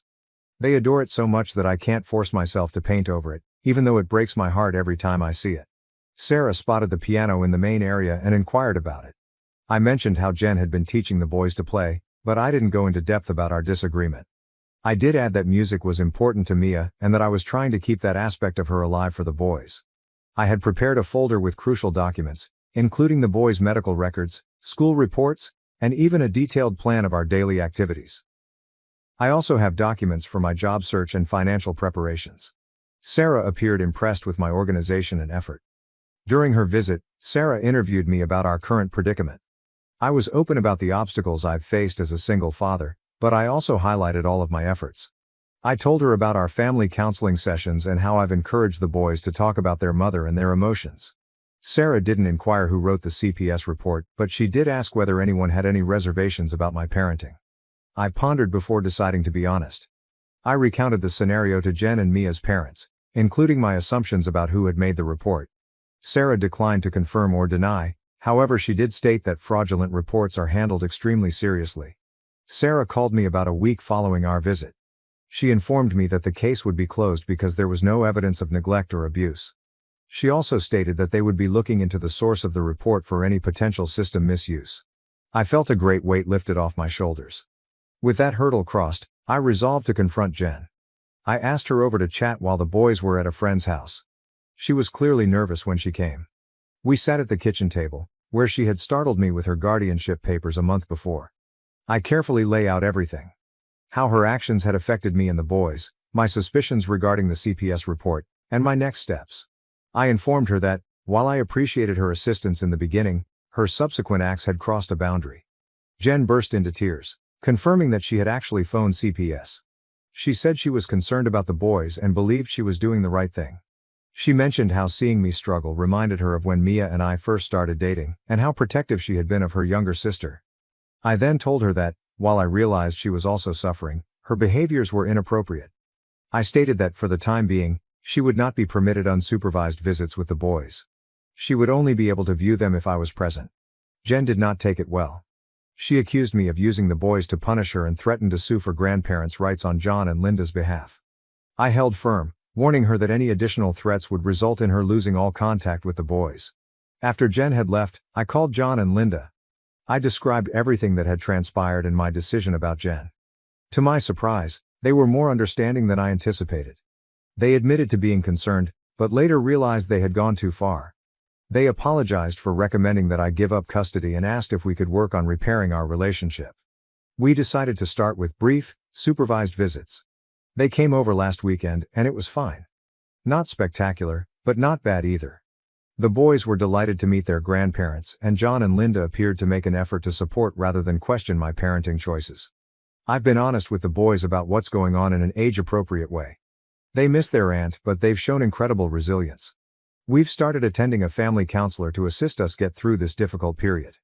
Noah confessed during our previous session that he sometimes feels upset at Mia for leaving us. It crushed my heart, but the counselor indicated it's a common reaction for children struggling with loss. On a good side, I was able to acquire a work-from-home position as a customer support representative for an online retailer. It's not ideal, and certainly not what I expected to accomplish with my education degree, but it allows me to be present for the boys while also earning a living. The hours are flexible, so I can work while the boys are in school and after they go to bed. I've also contacted out to other of Mia's former colleagues, who have been really sympathetic. Several of them have offered to serve as references for me, and one even assisted me in updating my resume. It's bittersweet. These are folks I used to see at corporate picnics and holiday parties, and now they're assisting me in finding work because Mia is no longer with us. It is still a battle. Every day I am overcome with emotion when I look at the boys and see Mia's eyes or grin, and it hits me all over again that she is no longer with us. But we're figuring out our new normal. Last night, as I was snuggling the boys into bed, Ethan asked if we could go to the park where Mia used to take them on Saturdays. It hurt, yet it felt good to recall those pleasant days. We're planning to go this weekend. I am more motivated than ever to be the father that Ethan and Noah deserve. Mia and I may not have prepared for this, but I am confident she would be pleased with how we are handling it. We'll be okay. Update 2. It's been 3 months since my previous update, and I wish I could say things had improved, but life seems determined to throw more problems at us. Jen reached out about a month ago to apologize. She explained that she had begun bereavement counseling and realized how improper her actions had been. She asked if we could begin mending our connection. I was cautious, but I agreed to let her observe the boys in supervised settings. We started with short visits to our residence. Jen would come over for supper once a week, and we'd play board games or watch movies together. It was awkward at first, but eventually things seemed more normal. The boys were overjoyed to have their aunt back in their life, especially since she started their piano lessons. Things were going nicely for a few weeks. Jen seemed to accept my boundaries, and there were times when I felt like we were reuniting as a family. She even helped me paint the boys' room. We preserved Mia's woodland mural while updating the rest of the walls to reflect the boys' current interests. But then, last week, everything crumbled again. I received a call from the boys' school in the middle of my work shift. Ethan experienced a severe asthma attack, and when they attempted to use his inhaler, they realized it was empty. I was horrified. I regularly check their inhalers and carry extras at school. I dashed to the school, my pulse racing the entire way. When I arrived, I found Jen in the nurse's office with Ethan. She was distraught, apologizing repeatedly. Ethan was pale and wobbly, but well. The school nurse was able to utilize a nebulizer to assist him with breathing. Jen had picked up the boys from school the day before, with my consent, and driven them to the park. Ethan had a slight episode, and they depleted his inhaler. Jen agreed to tell me so I could refill it, but she forgot. She was so embarrassed that she didn't say anything, hoping that I'd check it myself before the boys left for school. I was infuriated. Jen had not only endangered Ethan's life, but she had also violated my trust. In the heat of the moment, I informed her that she was no longer welcome in our life. I yelled some nasty things that I'm not proud of, but I was terrified and angry. The next day, I received a letter from an attorney. Jen and Mia's parents are seeking grandparents' rights and custody of the boys. They are saying that I'm an unfit parent, citing the asthma event and the earlier CPS report as evidence. I am devastated and afraid. I cannot lose my boys. They are all I have left of Mia, and more significantly, they are my entire universe. I have called a family lawyer, and we are planning to fight this. But I'm worried. What if the judge thinks I'm an inadequate parent? What if they believe the boys will be better off with Jen and their grandparents?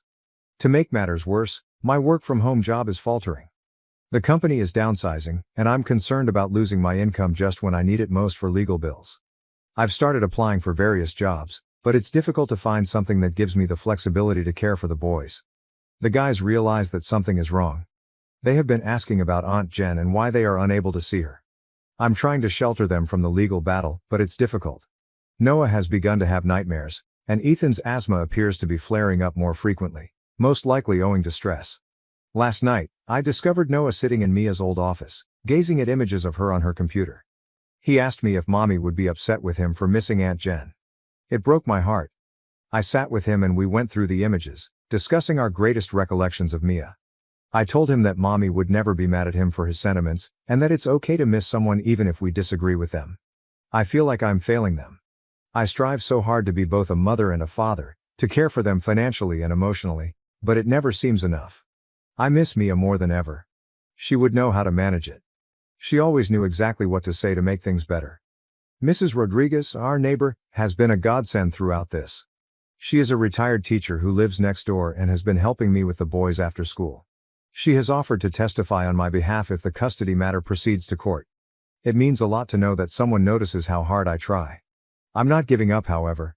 These are my guys, and I will fight with everything I have to keep our family together.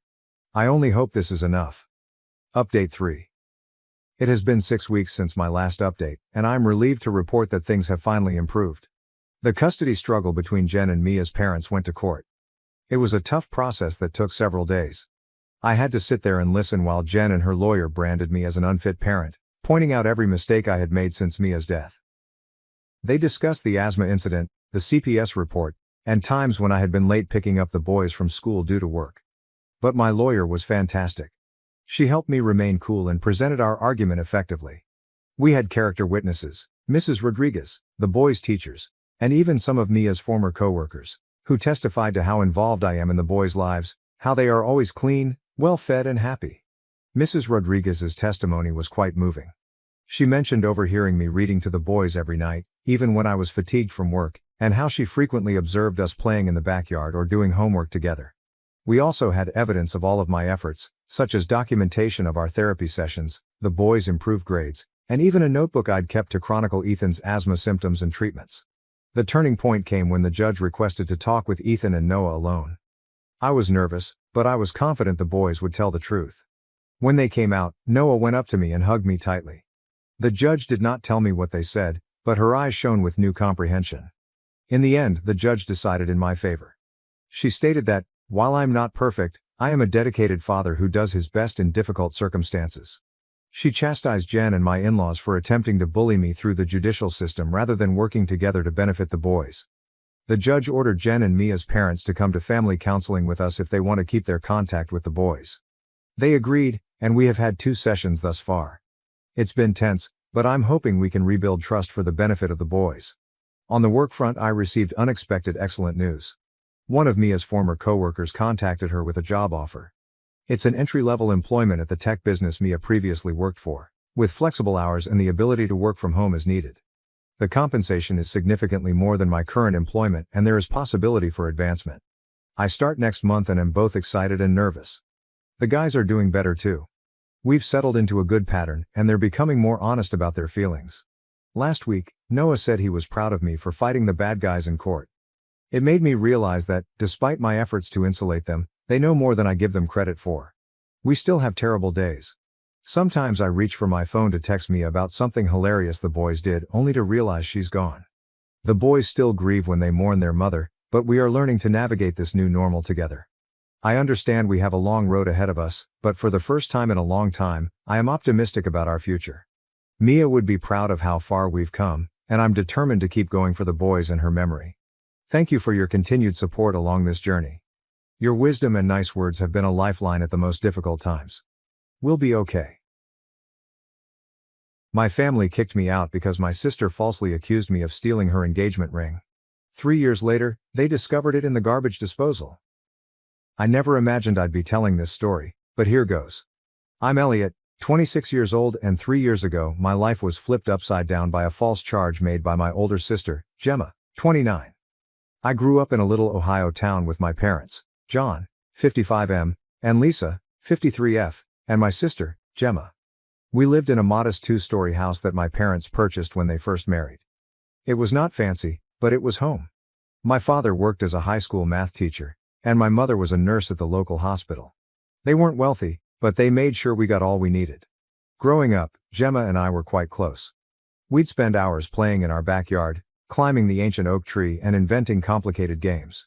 She was always the leader, making up the rules and plots, while I was content to follow along.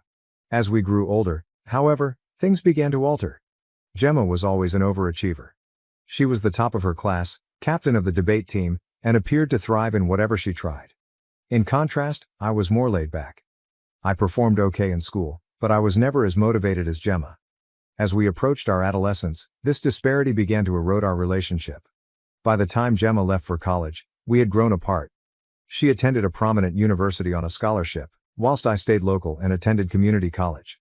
I didn't know what I wanted to accomplish with my life, so I took a range of classes to figure it out. Gemma relocated to the city after graduating from college and began working at a large marketing agency. She'd return home for holidays and occasional weekends, full of stories about her fascinating life and excellent profession.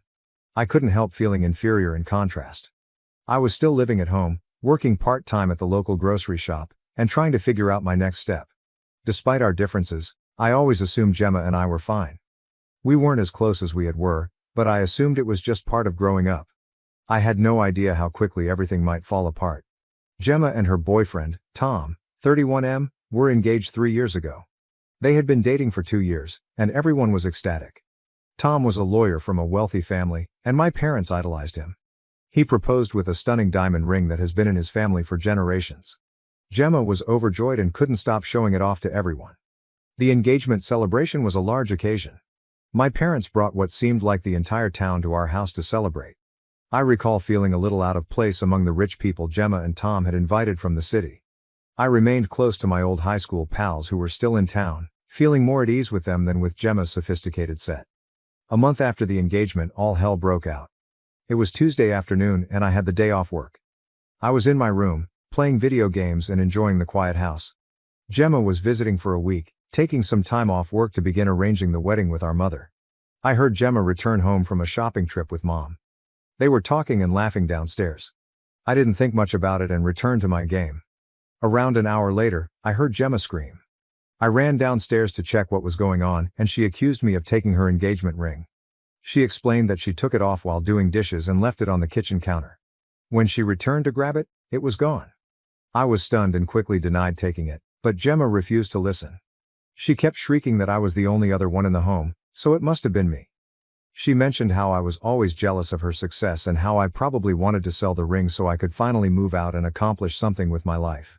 Our parents arrived home in the midst of the chaos, and Gemma recounted her version of events. To my horror, they believed her wholeheartedly. My mother began to cry, questioning how I could have done such a thing to my own sister. My father merely looked at me with disappointment in his eyes. They began searching my room and turned everything upside down. They didn't find the ring, but they did discover some money I had saved from my job at the supermarket. It wasn't much, maybe a few hundred, but Gemma quickly picked up on it, claiming I must have sold the ring and that's where the money came from. I tried to explain that I had been saving for months and was considering taking some classes at the local community college, but no one listened. The following few days were a nightmare. My parents and Gemma repeatedly pressed me to confess and return the ring. They threatened to contact the police if I did not come clean. I was afraid and felt entirely alone. Nobody in my family believed me, and I was treated like a criminal in my own home. I tried contacting several of my pals, but the majority of them had moved away after high school. The few who remained in town appeared unwilling to become engaged in family strife. I felt more alone than ever. After a week of relentless accusations and threats, my parents made a decision that would alter my life forever.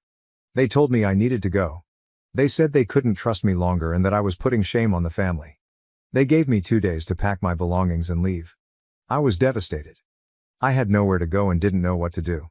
My best buddy from high school, Ryan, 26M, who had recently returned to town after serving in the army, offered to let me rest on his couch for a time. But I knew I couldn't stay there long. His apartment was small, and he was still getting back on his feet. I packed everything I could into a backpack and an old duffel bag, including clothes, books, my laptop, and a few memories from brighter times. As I was leaving, I noticed Gemma eyeing me from her old bedroom window. I thought I caught a glint of doubt in her eyes, but she quickly turned aside. Walking out of that house, the only one I'd ever known, was the most difficult thing I had ever done. I felt deceived and abandoned by those who were supposed to love me completely. The saddest part was that I had done nothing wrong. For the next 2 months, I alternated between Ryan's couch and cheap motels as I could afford them.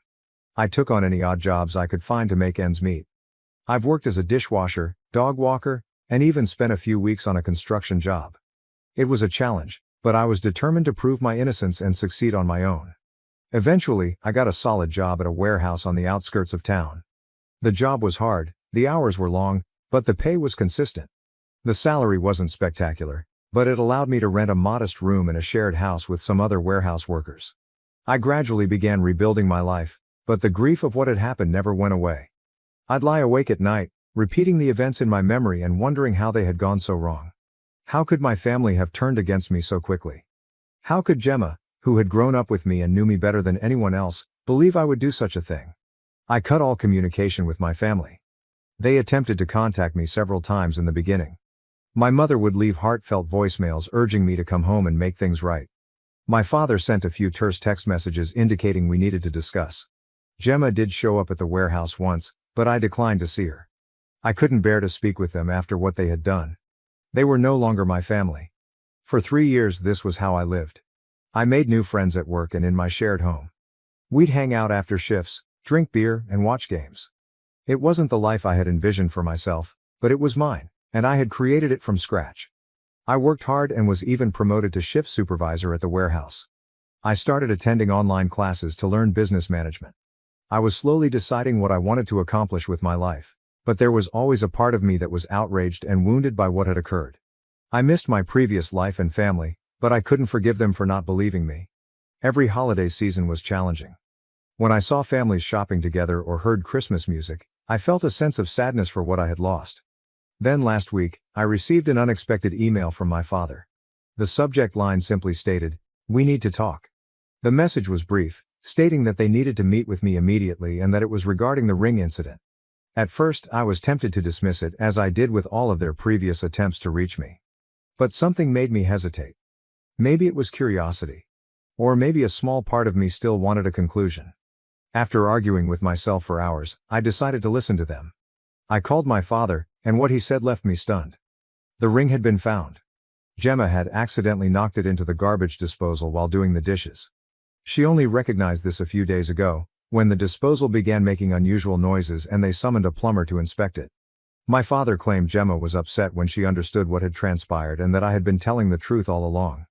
He stated they all felt bad about what they had done to me and wanted to make things right. I hung up the phone, experiencing a swirl of emotions. On the one hand, I felt vindicated.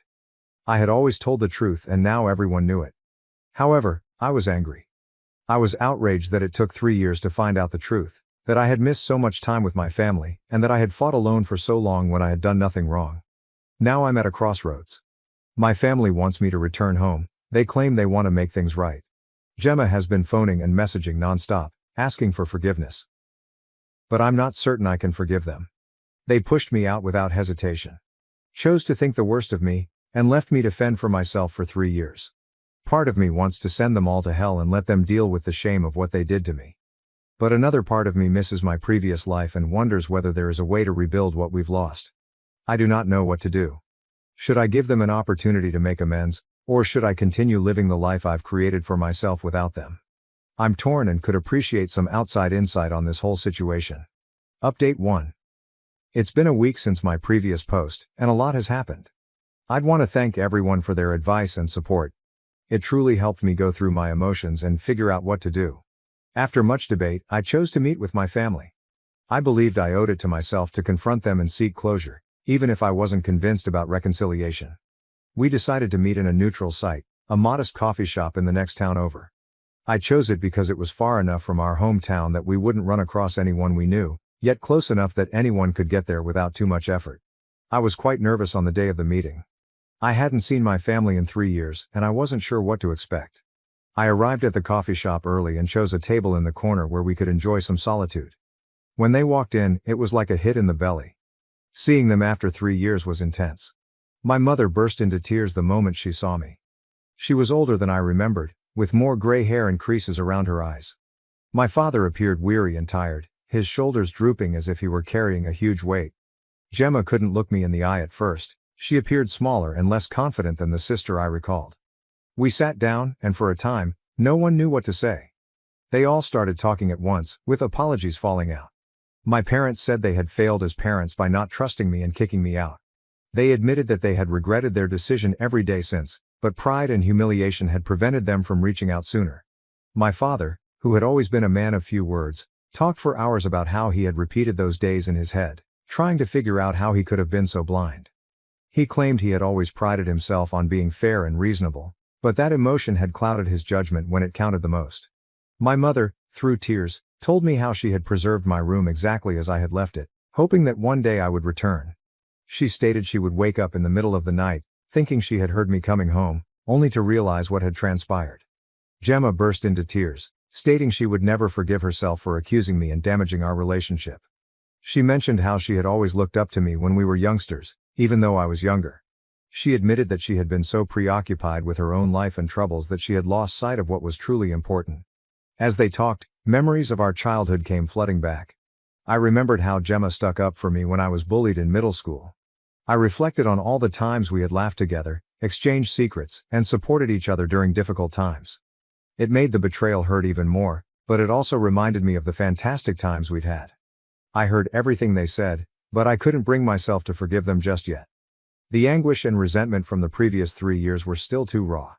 I informed them that I needed time to comprehend things. They appeared to comprehend and did not push for more. My mom wanted to hug me before we went, but I backed away. I wasn't prepared for that kind of closeness yet. The hurt look on her face almost convinced me to change my decision, but I remained firm. I needed to protect myself emotionally. After the meeting, I returned to my apartment and carefully considered what I wanted. Did I want to go back to my previous life? Can I ever trust them again? Was it worth attempting to repair our relationship? I recognized that, while I missed having a family, I had also developed significantly in the previous 3 years. I had become self-sufficient, robust, and had created a life for myself from scratch.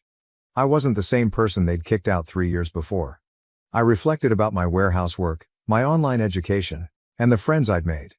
I had worked hard to reach where I was, and I was pleased with what I had accomplished on my own. The thought of abandoning that and returning to my old life felt awful. At the same time, I couldn't deny that seeing my family had triggered a variety of feelings. Despite everything, I still loved and missed them. I wondered if I could have a relationship with them while still keeping my independence. After a few days of deliberation, I reached a decision. I called my parents and explained that while I appreciated their apology, I was not yet ready to fully reconcile. I informed them that I needed more time and space to heal. I also established some boundaries. I indicated I was willing to maintain minimal contact with them, but I wasn't going back home or pretending nothing had occurred. I told them that if we were to continue our connection, it had to be on my terms. They expressed disappointment but said they understood. They promised to respect my boundaries and allow me the time I needed. My mother asked if she might phone me once a week to check in, and I agreed, assuming it would be a nice approach to gradually re-establish trust. As for Gemma, I've decided to keep my distance for now. Her actions had affected me the most, and I wasn't ready to forgive her just yet. I told her I needed more time before I could consider having another relationship with her. She was upset, but explained that she understood and would wait until I was ready. It's been a rough week, with many emotional highs and lows.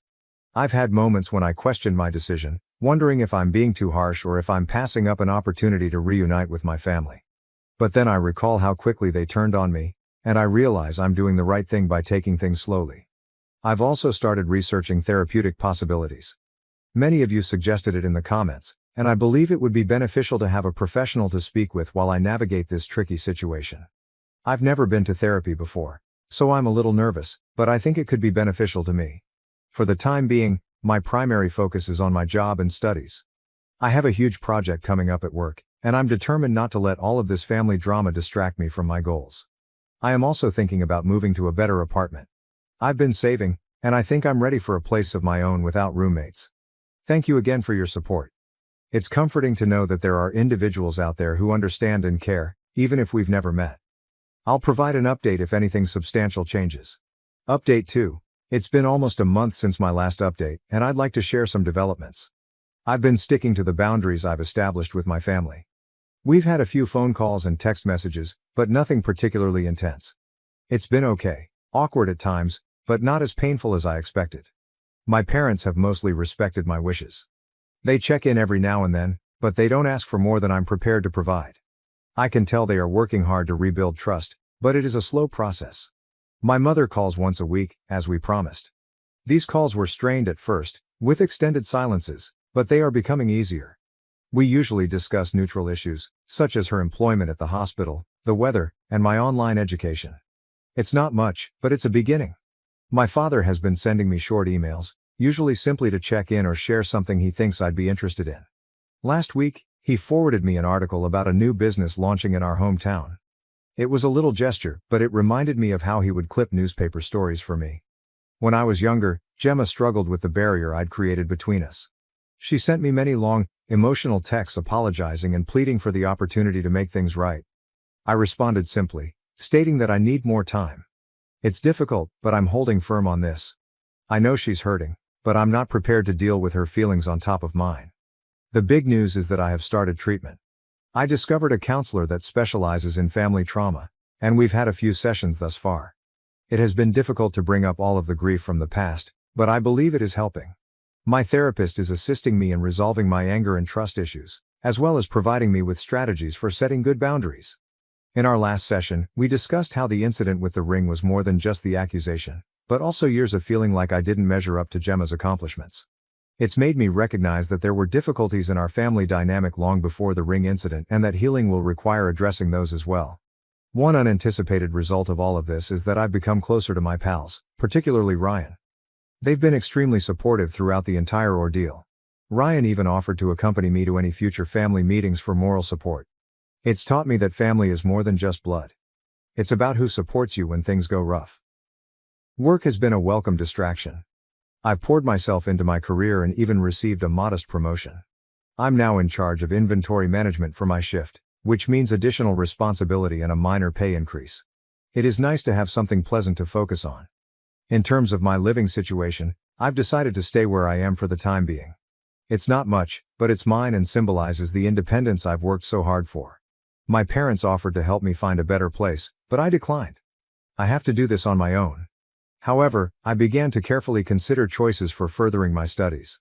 A state institution located approximately an hour distant provides night classes. I am considering applying to their business program.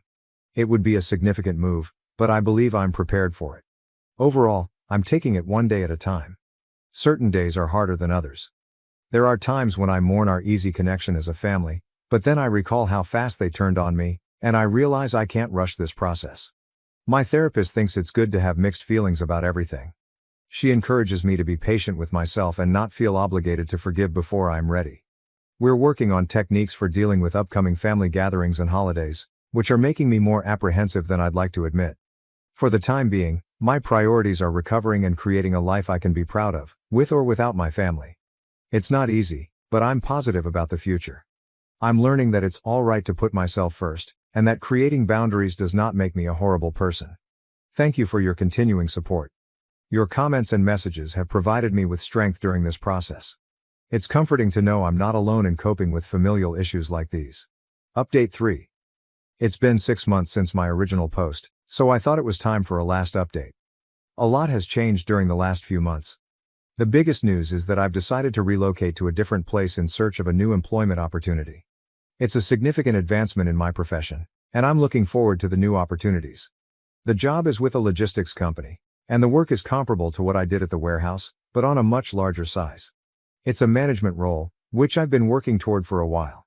The income is much higher than what I was making previously, and it includes benefits such as health insurance and a 401k plan. Before making this decision, I had a lengthy conversation with my therapist. We talked about how this move will influence my healing process and my relationship with my family. Finally, we agreed that this could be a good thing for me, an opportunity to fully stand on my own 2 feet and identify myself outside of the family drama. I informed my parents about the transfer last week. They were astonished and disappointed, yet they expressed their understanding. My mother cried a little, stating she had hoped we'd have more time to restore our relationship before my departure. My father was more stoic, but I could see he was disappointed too. They were both concerned about me being alone in a strange place, but I told them that I'd be okay. Gemma took it the hardest. After I told her, she showed up unannounced to my flat, pleading with me not to go. She admitted that she felt like she was losing me all over again. It was a challenging conversation, but I held my ground. I informed her that this was something I needed to do for myself, and that our relationship was not in a position where her opinion could influence my decision. Our relationship is improving, but it is not perfect. We've enjoyed several family dinners in recent months. They've been uncomfortable and awkward at times, but we're gradually learning to be around each other again. Trust is still a major issue.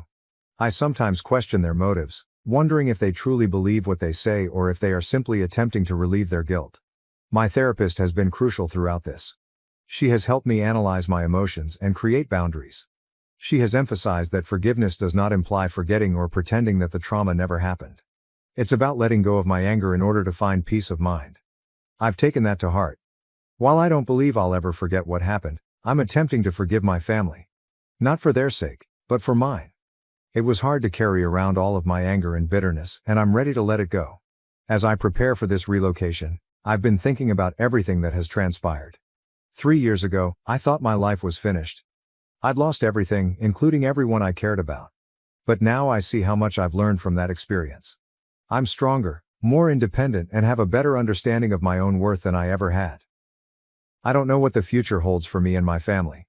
We intend to stay in touch once I relocate, with weekly phone calls and visits during the holidays. It's a start.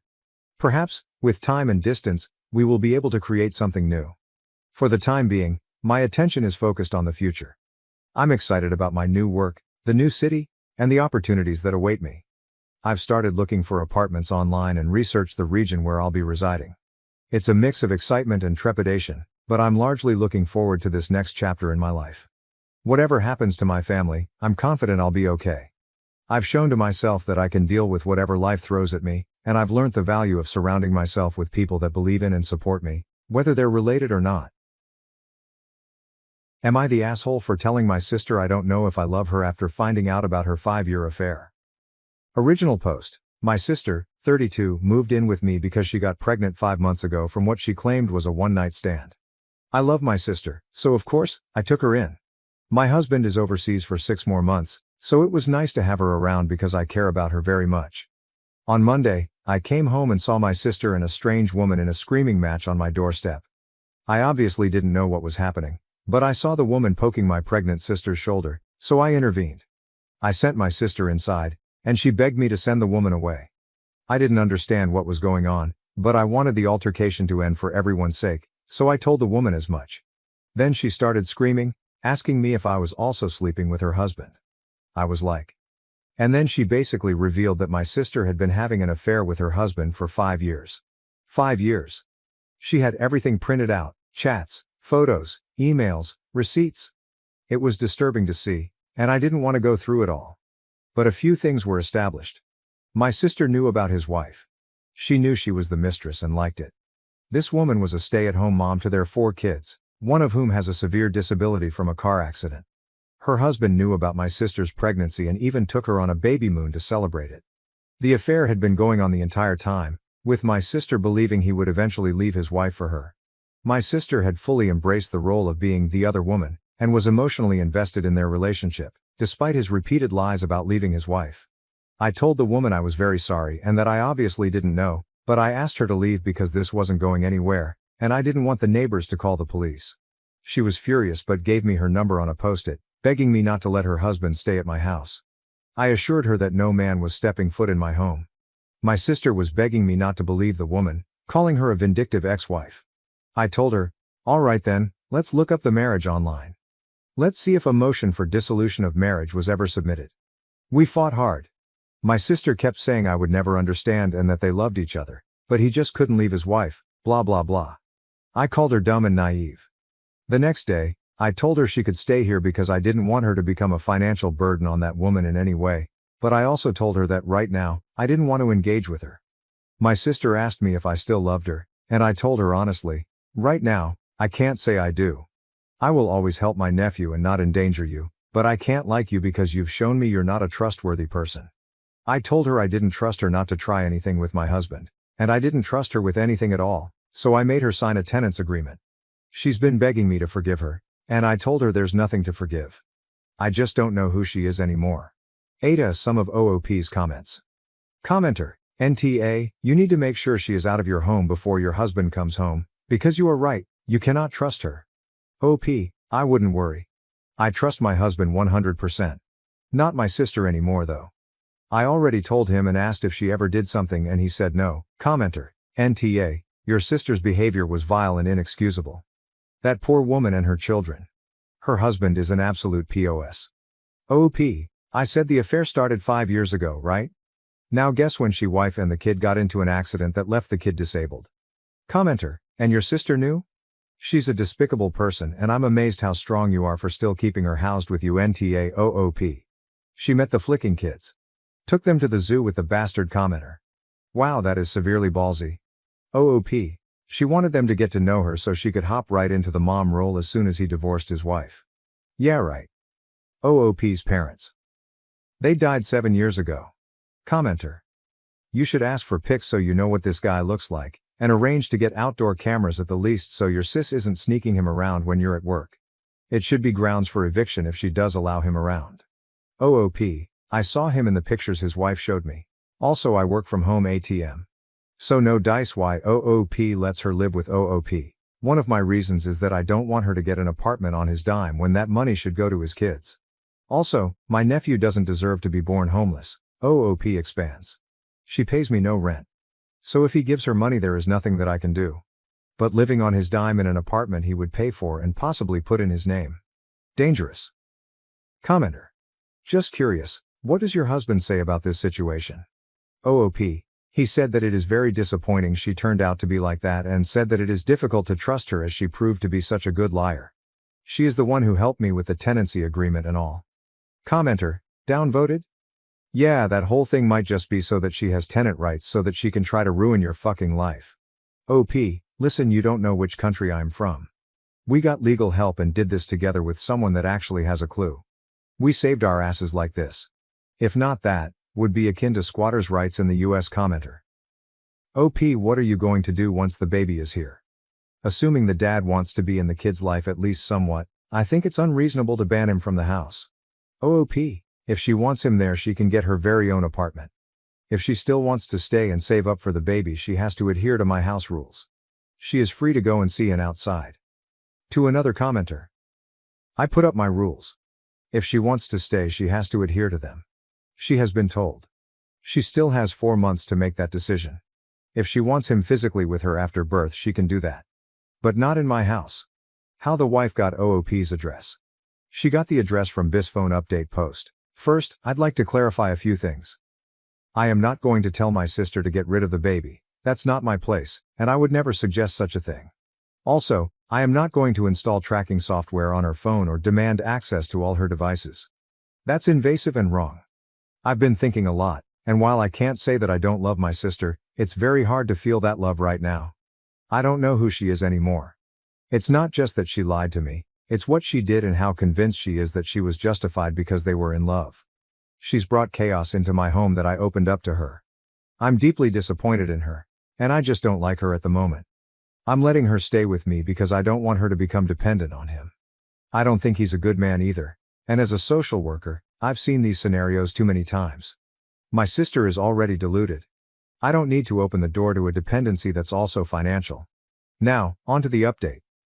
I haven't been punishing my sister, but I've been treating her like a roommate. This is driving her crazy. She's begging me to go back to how things were before, but I can't. I told her that I need time and that things can't just return to normal overnight. She tried to explain how it all happened. She admitted that she always knew he was married but believed she could tell how unhappy he was and felt he deserved to be happy. They met at a bar a few weeks after his son's accident. He told her that his wife hadn't touched him since it happened and that he was about to explode. I asked her why she would involve herself with a married man, knowing the hurt it would cause. She said she wanted to be a wife and a good mom, and that included his kids. She had hoped he would divorce his wife so they could all move on and finally be happy together. I just stared at her, unable to comprehend how she could rationalize her actions. A few days later, he appeared at our house, claiming he had left his wife and wanted to be with my sister. I told him to leave immediately or I would call the police. My sister was furious with me, accusing me of ruining her chance at happiness. I made it clear to her. If he comes over again, I will evict her. She's free to date anyone she wants, but not under my roof. I also told her that if she plans to have him around after the baby is born, she'll need to find her own place. Word has gotten around our community about the affair. While we were grocery shopping, a woman even spat on my sister. Many of her friends have cut ties with her, calling her a homewrecker. Some are married themselves and don't want her near their husbands. I haven't said I told you so even once. We unexpectedly ran into his wife at a local cafe. My sister wanted to apologize and suggested that maybe they could all have a good relationship for the sake of the kids. The wife laughed coldly and said, "You made your choices, now live with them. Don't expect me to make this easier for you." My sister is devastated and has been lying in bed ever since.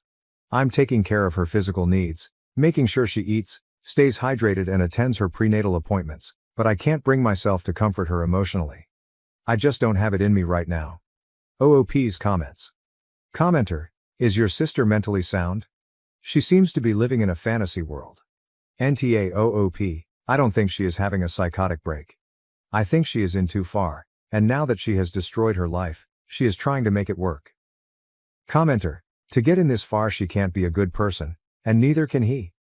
They're both so insanely selfish that they put getting laid over destroying his kid's family and home. I feel horribly for that child, its parents are trash. OOP, that has also been my thoughts. Commenter. I asked the last time and wasn't answered. How did your sister make it to like 32, IARC, and wasn't living with you?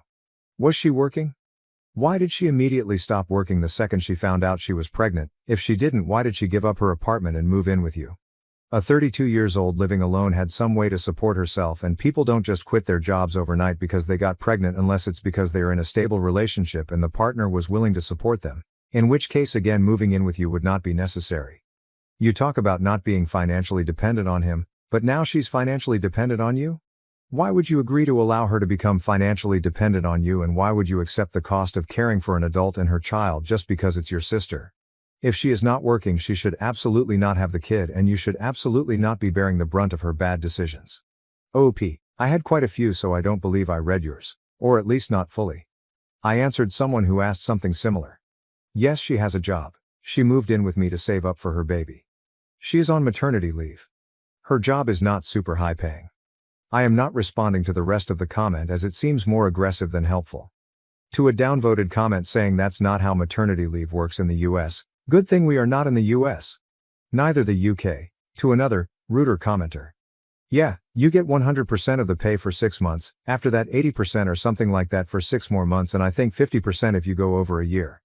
Also notice how I said not super high paying. Commenter, I was spit on multiple times growing up because I was a bastard.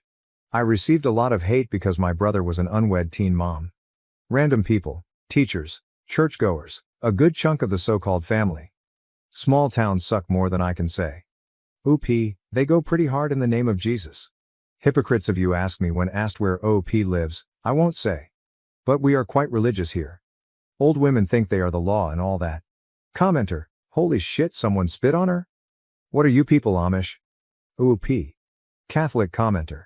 He appeared at our house, claiming he had left his wife and wanted to be with my sister. Sure, he left his wife after 5 years, coincidentally at the moment she discovered everything. I'm completely sure it's not the wife who dumped him. Per SOOP. I think the same thing. Commenter, your sister really is a piece of work. What did she expect would happen once news of the affair got out? If it weren't for the fact that she's pregnant, I wouldn't have put it past someone to do more than spit at her. The child is going to grow up hated by affair partners, soon to be ex and their children. OOP, I think worse is coming to her. I know our town. That's why she mostly stays in right now. Someone alleges OOP is only blaming the sister and not the affair partner. I blame him. He is a horrible man with no morals.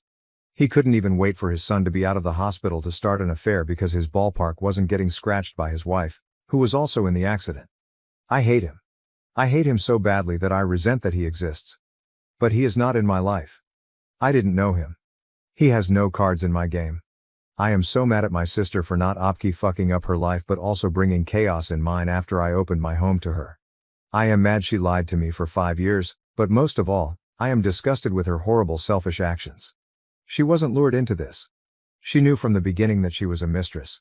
She knew what she was doing. She knew it was wrong, and yet she kept doing it and lying through her teeth. I don't know who she is. New update. Post, my sister just won't stop talking about him. Every day it's the same story. Their perfect future together, the apartment they're moving into, how everything will be great once his divorce is done. She's completely lost in this delusion, acting like none of the lies and betrayal matter. I can't stand it. She made him write me letters. Yes, actual letters. As if that's going to magically make me approve of him.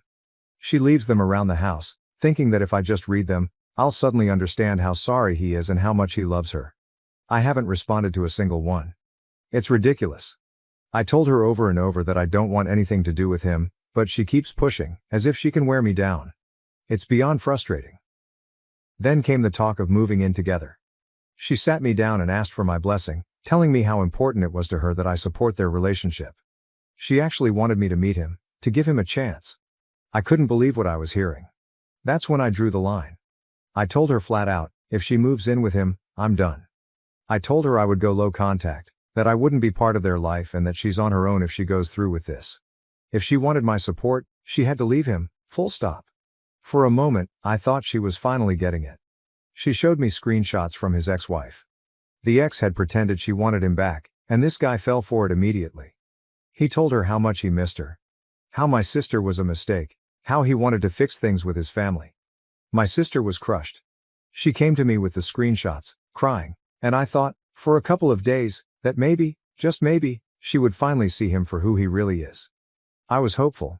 But then, as usual, he wormed his way back in. He told her he only said those things because he was afraid his ex would take the kids away, and of course, she bought it. Now she's actively moving in with him, packing up her things and making all these plans like nothing happened. The screenshots. Forgotten. The lies. Excused. She's determined to be with him no matter what, and I'm done. I told her I'm not helping her anymore. No more driving her to appointments. No more checking on her. Nothing. I'm not going to pretend everything's okay while she's diving headfirst into this disaster. Now I barely talk to her. If she asks where the tea is, I'll tell her. If she wants to know if there's milk left, I'll answer. But that's it. I'm emotionally cut off, and I told her straight. I'll be here if things fall apart, if she's in danger, but I am not going to be a part of this train wreck. She's on her own now. The community backlash hasn't slowed down either. Everywhere we go, people are whispering, staring and judging. They're not just looking at her, they're looking at me too. People know she's living with me, and I've started hearing comments at work about why I haven't completely cut her off. It's affecting my life now, and I just can't carry her mistakes anymore. Her friends? All gone. The ones who were married have cut ties completely. She's isolated herself, but instead of waking up, she's clinging harder to him. Holding on to this fantasy that everything will work out. But I'm done caring. She's made her choice, and now she has to live with the fallout. This is the final update because I'm finished. I'm done trying, done caring, done dealing with the mess she's made. She can have her life with him, but I'm not going to be part of it. Some of OOP's comments. Commenter, NTA. Let her be. Kick her out sooner. This started to affect your life more than her. OOP. She is leaving by the 23rd latest. To another commenter. Contracts have been terminated. She is out by the 23rd commenter. She'll lose him as she got him. You'll hear from her in the future when he cheats on her. OOP. I give it 3 months. Commenter. I don't blame you for being over this whole mess. As my mom would say, I won't be shitting out what you eat. Meaning, the consequences of your sister's actions are for her and her alone to deal with. You've been a good sister and done all you can to make her see the error of her ways. Now you just have to let the chips fall where they may. I'm nosy, can you come back and tell us her sob story when she comes crawling back? Oop, I like that idiom. I don't know. Maybe if I need to vent. But I hope that this is the last of my involvement. Commenter. Yeah, last update I predicted things wouldn't change and she would just start affecting you too. And now even indirectly she's affecting you socially.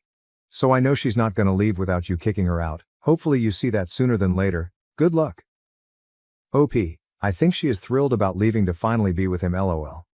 Commenter. I knew a woman like OP's sister. The man never left his wife.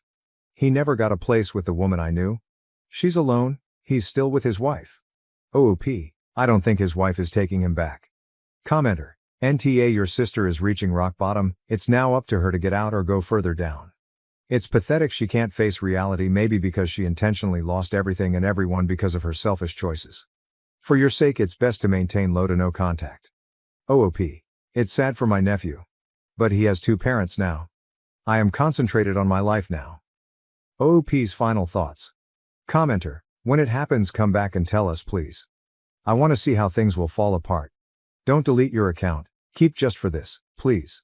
OP, I don't think I will. People are seriously unkind. I just got 2 death threats from my DMs.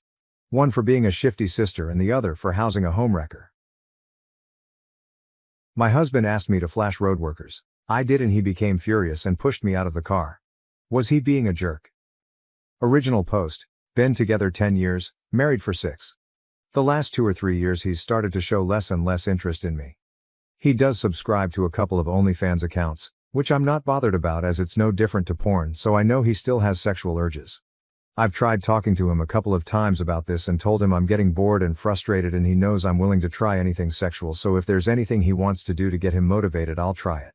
He just says duly noted, and carries on with his day, which is frustrating. A few nights ago we had friends round for tea and we got onto the subject of commutes and roadworks, with them saying how their commute has more than doubled due to a road they use having roadworks. Carol, the wife of the couple, then says we've found a way to make it more entertaining though, haven't we? To her husband, and they both started laughing. She then tells us that the roadworks are about 3 miles long with the groups of workers spread out to maybe 7 or 8 groups, and they are normally going 10 to 15 miles per hour, so when they get near one of the groups he beeps and she flashes them and they all cheer. I couldn't believe it as they seem so straight-laced. That night when they left, my husband was saying how brave it is of them and that we should do it the next morning. I asked if he's sure. This is a man who didn't like when I posted a bikini pic on Facebook, and he said yes, and we even had sex that night for the first time in months, and he initiated for the first time in years. The next morning we were both at work, and as soon as he woke up he mentioned me flashing. I asked if he's sure and it wasn't just horny talk, and what if the men don't want to be flashed. He said he's sure and all men want to be flashed. We drive to the road and we see a group of workmen and my husband gets all giddy and says, "Are you ready?" I say yes and he says now. And beeps his horn and I lift my top up and they all cheer. We are going about 10 miles per hour when suddenly he slams his brakes on and tells me to get out. I was in shock. His face is red with anger and he's shouting, "Get out, you fucking slag." I start crying and he's leaning over me opening my car door and then takes off my seatbelt and starts pushing me out. The cars behind are beeping as he's stopped traffic and he's yelling at the top of his voice. By now the workers have heard the commotion and 2 of them are rushing over to help. I turn to look at them and I do. He pushes me really hard and the top half of my body falls out of the car and I put my hands down. One of the workers is screaming at my husband and starts trying to open his door. The other worker is by me and quickly drags me out of the car. He told me afterwards he saw my husband put the car in gear and thought he was going to drive off with me hanging out the car. My husband just left me. I was still only wearing a vest top and pajama shorts and my slippers as he'd wanted to rush out and do this. My phone was in his car and I didn't have any house keys. One of the workers took his jacket off and wrapped me up in it. They took me to a cabin that was their canteen and put the heater on and made me a cup of tea. I was so embarrassed. This lot had seen my boobs and then seen me getting abused and then fell out of a car and then rescued me all in the space of 30 seconds. I kept apologizing to them and said it was his idea, but they said it's okay and it happens a few times a day and they are used to it, but I think they were just trying to make me feel better. They were laughing and joking with me and were also sweet and funny. They asked if I wanted to ring anyone, but I don't know anyone's number apart from work and I didn't want them picking me up wearing next to nothing from a building site. I asked if I could just ring a taxi, but they said I can't get in a taxi dressed how I am. The man I'm assuming was their team leader told one of them to drive me wherever I wanted to go, so I asked if I could go to my mom's house about 5 miles away. They gave me some spare work boots to walk across the mud to the van and 2 of them drove me to my mom's and they were really sweet and made sure I was okay and even walked me to the front door. When my mom answered, I was hysterical and crying and they told her me and my husband had an argument and he left me by the side of the road. My mom offered them a drink and I tried to give them their coat and boots back, but they said it's okay. I told my mom we were driving to McDonald's and got into an argument. I didn't tell her about the pushing or anything. She drove me home and let me in with a spare key she has. I packed some things and went back to my mom's.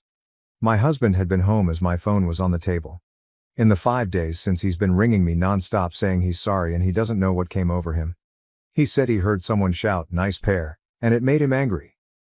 My friends are saying leave. He is obviously telling me to give him another chance. I'm 50-50, but if I do stay, I'm going to insist on couples counseling for us both and sex therapy either for him or both of us. He says he doesn't want to involve other people in the relationship. It feels silly to throw it all away over a few seconds of madness, and I should have just said no when he asked me to flash, as I know he's quite insecure. I was blinded by finally getting some sex and attention from him and thought I could get more. I took the workers their jackets and boots back and also made them 2 cakes and bought them 1,000 bags of Yorkshire tea as a thank you. TLDR, husband wanted me to flash. I did. He then physically pushed me out of the car but says he's sorry. Relevant comments. Commenter 1. I don't think any relationship advice will do anything to help your situation. Nor will couples counseling.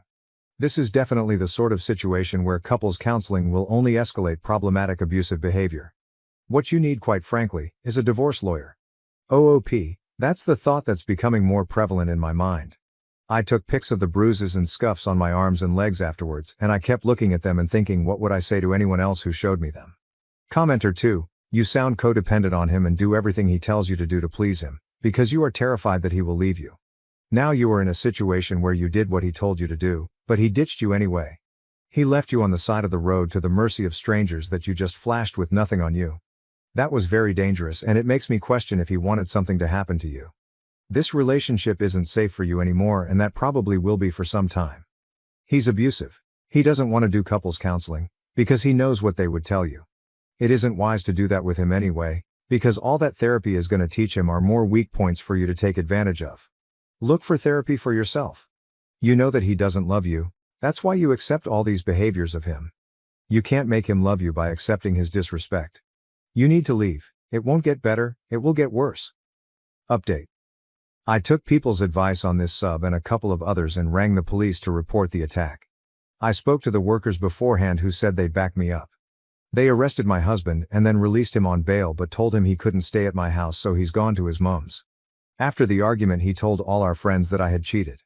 I hadn't wanted to admit to people that I had flashed, but I felt like the tide was really turning against me and a lot of people were believing his lies, so I wrote a long message with a description of exactly what happened.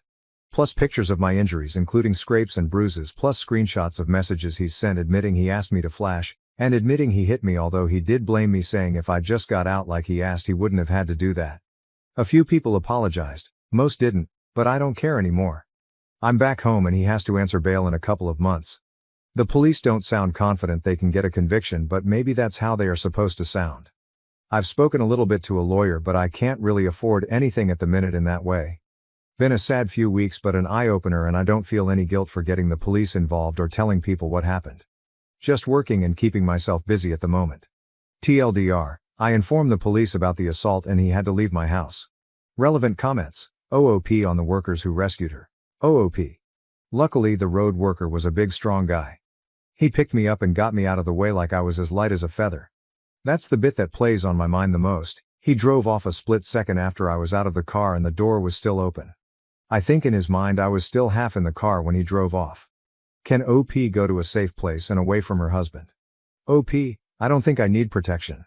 My brother is staying with me now and he could beat up 10 of my husbands with one hand. Plus I feel like there's more deserving people than me who need a charity's help. OOP telling the police what happened and how they have responded. OP, I did tell the police exactly what happened, as did the workmen. Believe it or not, the police didn't care about me showing flesh and cared more about me getting beaten up and nearly ran over. My half-sister lied, saying I was a call girl and drug dealer, and I got kicked out. Years later, my dad's message on my wedding reopened old wounds.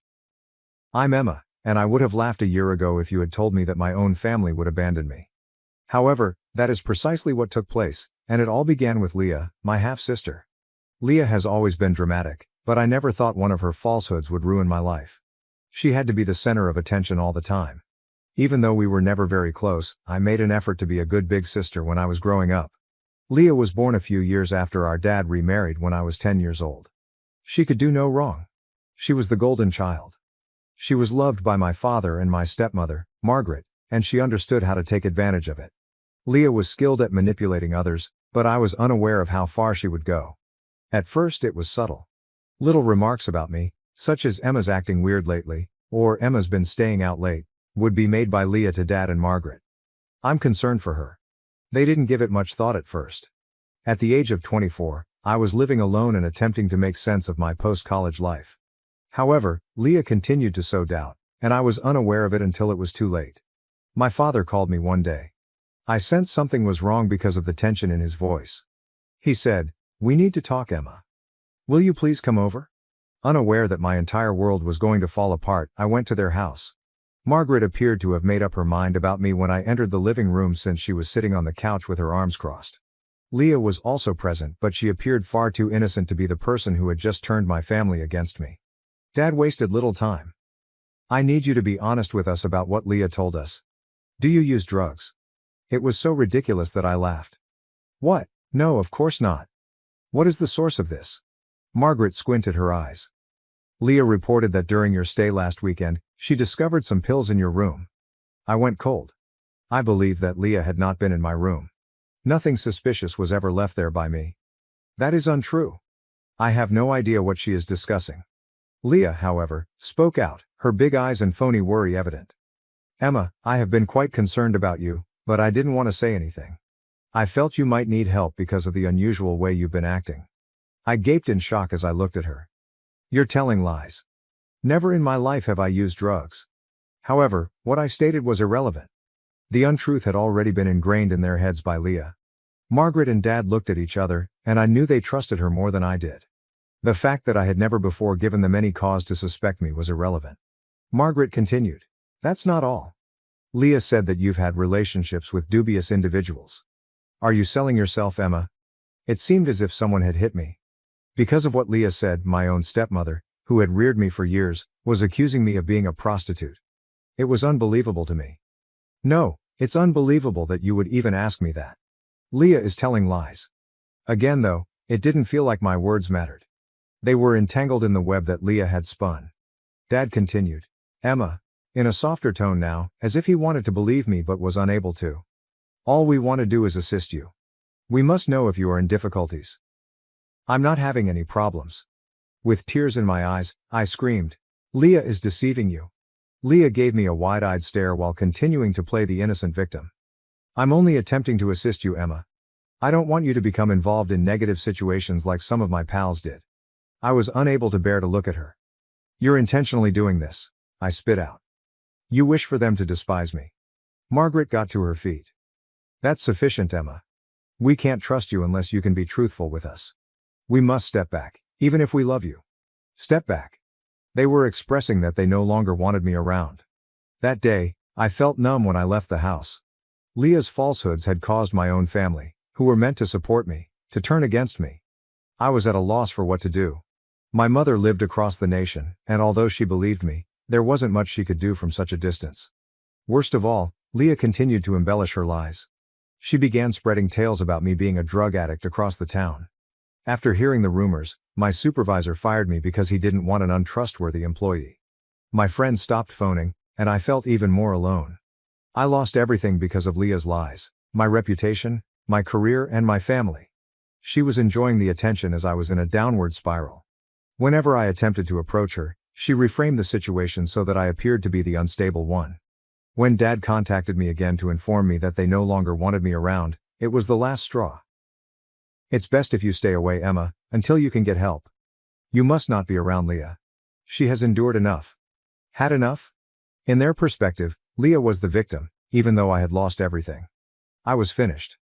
In an attempt to start again, I packed up my belongings and relocated to a different city. However, the harm was already done. I wasn't sure whether my relationship with my family could ever be restored once it was destroyed. Months passed, and each time I considered contacting them, I recalled their initial reaction. As if I were a complete stranger rather than their daughter. For that, I couldn't forgive them, and I couldn't forgive Leah either. However, as time went on, I started to question whether Leah's actions were more complex. What type of individual would ruin someone's life by lying like that? Was she experiencing something more serious than jealousy? I had to move on with my life, with or without them, so it didn't really matter anymore. The agony of losing my family still aches a year after everything fell apart, even though I've been able to restore some of what I lost. I'm not sure if they'll ever expose Leah's deceit or if I'll ever be able to trust them again. One thing is certain though, they will have to confront the reality of Leah's true nature if they ever hope to have me back in their life. Holding my breath is not an option. It only grew worse after the altercation with my family. I made an effort to move on, but it wasn't that easy. The wound from the betrayal festered and got deeper every day. My life was tainted by Leah's falsehoods, and I was unable to avoid the repercussions. Not only did I lose my friends and work, but I also lost my identity. The final betrayal occurred when my father kicked me out of the house, challenging everything I believed to be true about myself. I can still clearly remember the day it happened. Desperate to convince my father of the truth, I had returned to his home. Perhaps if I calmly and directly explained everything to him, he would comprehend. I wanted to think that the father who reared me was still inside of him, the father who taught me how to ride a bike, who used to support me at soccer matches, and who always emphasized the importance of family comes first.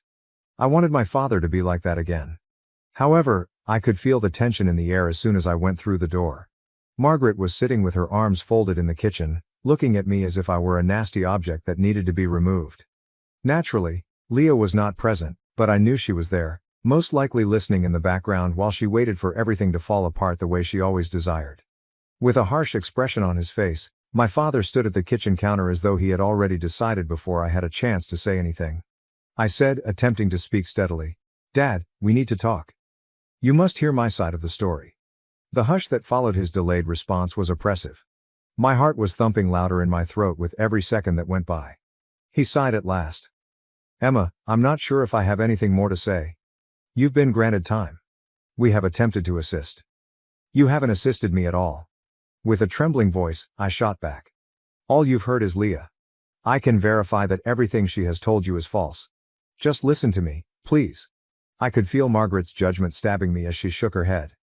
"We've heard enough, Emma. Leah has just been worried for you and you haven't done anything to disprove her." I became so frustrated that I was unable to contain it any longer. "Leah is lying out of jealousy. This is how she receives the attention she has always desired. Do you not see? She's playing tricks on you." However, my words were ignored. My father's face remained unchanged. He wasn't even taking into account my version of events. "This isn't good for you or Leah," he stated in a quiet but forceful voice. "Emma, I believe it would be best if you stopped visiting, at least until you received assistance." "Ask for assistance." Incredulous, I repeated. "You believe that I am the one in need of assistance? Nothing has gone wrong on my end. You're tossing me out because of Leah's falsehoods, even though I'm not selling myself or using drugs." My dad's eyes become stony. "This hostility in the house is unacceptable. I apologize, but you must go." Margaret's lips formed a narrow line as she nodded in agreement. "It's best that way." Stunned, I stood there. It was this. I was their own kid, and they were choose Leah's lies above me. I had the impression that everything I had ever done for them, every loving moment, every memory we had together, was being instantly obliterated. I gave my father one last glance in the hopes that he might change his mind or show some glimmer of hesitation. However, nothing was present. I couldn't find him. Without saying another word, I turned and walked out, slamming the door behind me with tears in my eyes. A final brutal punctuation to the life I had known, the sound reverberated in my mind. The initial months following expulsion were a haze of hopelessness. While I was trying to put my life back together, I moved in with a friend named Jessica, who graciously allowed me to rest on her couch. But despite my best efforts to divert my attention, I was unable to get rid of the sense of abandonment. My chest ached every time I saw a family in the park or heard someone talk about their parents. Leah's actions of turning everyone I cared about against me were on my mind constantly. Jessica made an effort to be encouraging, but it was clear that she didn't completely get what I was going through. One evening, as we sat on her small balcony, she said, "Perhaps you should just get in touch with them again. By now they might have calmed down. You could." "No," I cut in, my tone acrid. "I'm not wanted by them. They were quite explicit about that." She gave me a pitying glance, but I could see the uncertainty in her eyes. I knew she wanted to help, but you can't truly comprehend what it's like to have your family turn against you, to be deceived by those who are meant to love you without conditions, unless you've been there yourself. It wasn't easy, but I tried to reconstruct my life over the next 5 years. Even in the new city, the rumors that Leah disseminated had followed me. There were whispers about me. I applied for employment, but every time I was turned down, it felt like another nail in the coffin of who I was before. People's perceptions of me changed. They thought I was broken and unreliable. Then, almost 2 years after my expulsion, an unforeseen circumstance occurred. I was working at a little cafe on a Saturday afternoon. Even though it wasn't my ideal career, working as a barista was a reliable job that helped me pay my bills. A man entered when I was cleaning the counter. Although he had a somewhat familiar appearance, I was unable to identify him. He paused before asking, "Emma?" Curious, I turned to him. "Yeah?" He gave a clumsy smile. "I doubt that you recall me. I'm Leah's Dylan." When Leah's name was spoken, my stomach fell. Dylan. God, I now recalled him. When we were younger, he had dated Leah for a couple of years. Around the time Leah began spreading those stories about me, they broke up. Why on earth was he in this place? All I wanted to do was turn and leave, but I mustered a kind grin. Oh, Dylan, I see. What's going on? He raked a hand through his hair and shifted uneasily. I realize this may seem strange, but I've been intending to speak with you for some time. After everything that has transpired, I simply need to clear my conscience, even if I wasn't sure if I should. I arched an eyebrow. Clear your conscience. He seemed truly sorry as he sighed. It has to do with Leah and what she said about you. The prostitution and the drugs were all lies. My throat tightened each breath. It felt more genuine after hearing it from someone else who knew Leah well. I answered, I know that, in a tone that was colder than I had intended. But my family doesn't. Dylan looked at the floor and nodded. I apologize, I understand. I should have spoken out sooner, but I was unaware of the extent to which she would take it. She had her problems, Leah. Emma, she was always envious of you. I believe that's the reason she did it. I gazed at him, attempting to comprehend his words. Jealous of what? You? Stated Dylan plainly. You had your own life, were older, and were more self-reliant. Even if you were unaware of it, Leah always felt as though she was living in your shadow. She wanted attention, and when she saw that making you appear terrible would get it, she went for it. She told me about it after our breakup, although I was unaware of its full scope at the time. Despite her shame, she was unsure of how to stop. My mind was racing. Had Leah acknowledged it? Had she really admitted to fabricating it all? And Dylan had been aware all along. Why didn't you tell me sooner? Anger rising within me, I demanded. This could have been avoided by you. Years ago my family could have learned the truth. Dylan repeated. I'm sorry, in a low voice. I had no idea how. Leah has a way of making people question themselves, and I didn't think they would trust me. She also played with my head. Barely believing what I was hearing, I shook my head. Was jealousy the ultimate cause of all the suffering and heartache Leah had caused? That's why I was expelled by my father. That's why I lost everything in my life, my career, my family. Dylan waited for me to say something. But I was at a loss for words. I was no longer even able to look at him. I was only angry. I murmured, you should go, and turned my back on him. He repeated, Emma, I'm really sorry, one final time before slipping out of the cafe. I tried to stabilize myself as the weight of everything fell on me while I stood there clutching the counter. My life had been ruined by Leah's falsehoods, and it was all because she was envious. Finally, years later, I knew the truth. Now though, what good was it? I kept thinking about approaching Leah after that day. My anger was unlike anything I had ever felt before. It engulfed me, recreating every moment of betrayal and keeping me up at night. I was looking for answers. I wanted her to confess what she had done to everyone, including our father and me. Dylan had told me about Leah's deception years ago. I initially believed that learning the truth would bring some sort of closure, but it just served to reignite old hurts. I didn't need their apologies, especially not just now, because I had constructed my life without my family's love and support. For the first time in a long time, I was in a good place. More importantly, I had found someone who embraced me for who I was, without the baggage of my history, and I had a new career that I loved. Marketing for a nonprofit. 2 years ago, Noah and I met through common acquaintances, and things felt natural as soon as we spoke. He saw me, Emma, as the person I had become in spite of everything, without interfering in my family life or criticizing me for the strained ties. I thought my life was finally coming together again when Noah proposed. We were preparing a modest, low-key wedding. I didn't require a lavish party. It was important that we begin our new life together and create a family free from deceit and treachery. Life wasn't that easy, of course. It had been years since I had spoken to Margaret or my father. I severed all connections after they expelled me. I blocked them on social media, switched cities, and updated my phone number. Occasionally, I would learn through rumors that they wanted to know how I was doing, but I never answered. I remained silent even after Dylan came clean. How would I respond? That they blindly trusted Leah and believed a lie about me, their own daughter, and that I had to suffer as a result. For that I couldn't forgive them. Then, around 6 months into the planning of our wedding, I received an unexpected email. My father gave it to me. I opened the screen after staring at it for a very long time. As I read his words, my pulse raced in my chest. Since you departed, Emma, you have been on my mind every single day. I can't express how sorry I am for all that has transpired, and I know we made a grave error by choosing to believe Leah over you. Margaret and I want to put things right because we miss you more than words can express. I've heard that you're getting married via a pal. As I've always dreamed, I would adore being there to accompany you down the aisle, Give me an opportunity to express my regret, Emma. With trembling hands I set down my phone. Did he wish to apologize? After all these years. He wanted to make amends after what they had done to me. I couldn't stop thinking about it for days. Noah asked me what was going on after noticing that I was preoccupied, but I was at a loss for words. I hadn't told him anything that had transpired with my family. Although he was aware of their absence from my life, he was unaware of the depth of the betrayal.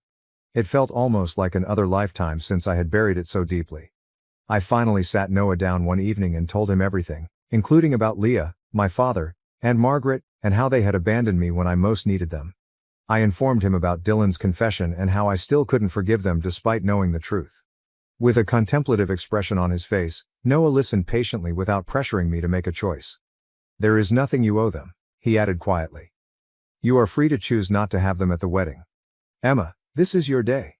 Our future is at stake, not the past. I was reassured by his remarks, but they didn't help me decide. Even though I knew my family would never be the same, I still felt a part of me miss them. I wanted my father to be present on one of the most significant days of my life, to escort me down the aisle. However, could I truly pardon them for their actions? I finally responded to my father's email 1 week later. I told him that although I was grateful for the apology, I wasn't prepared to move on. The devastation was too great. However, I was willing to allow him to attend the wedding if he realized that our relationship would never be the same. Margaret and Leah weren't invited.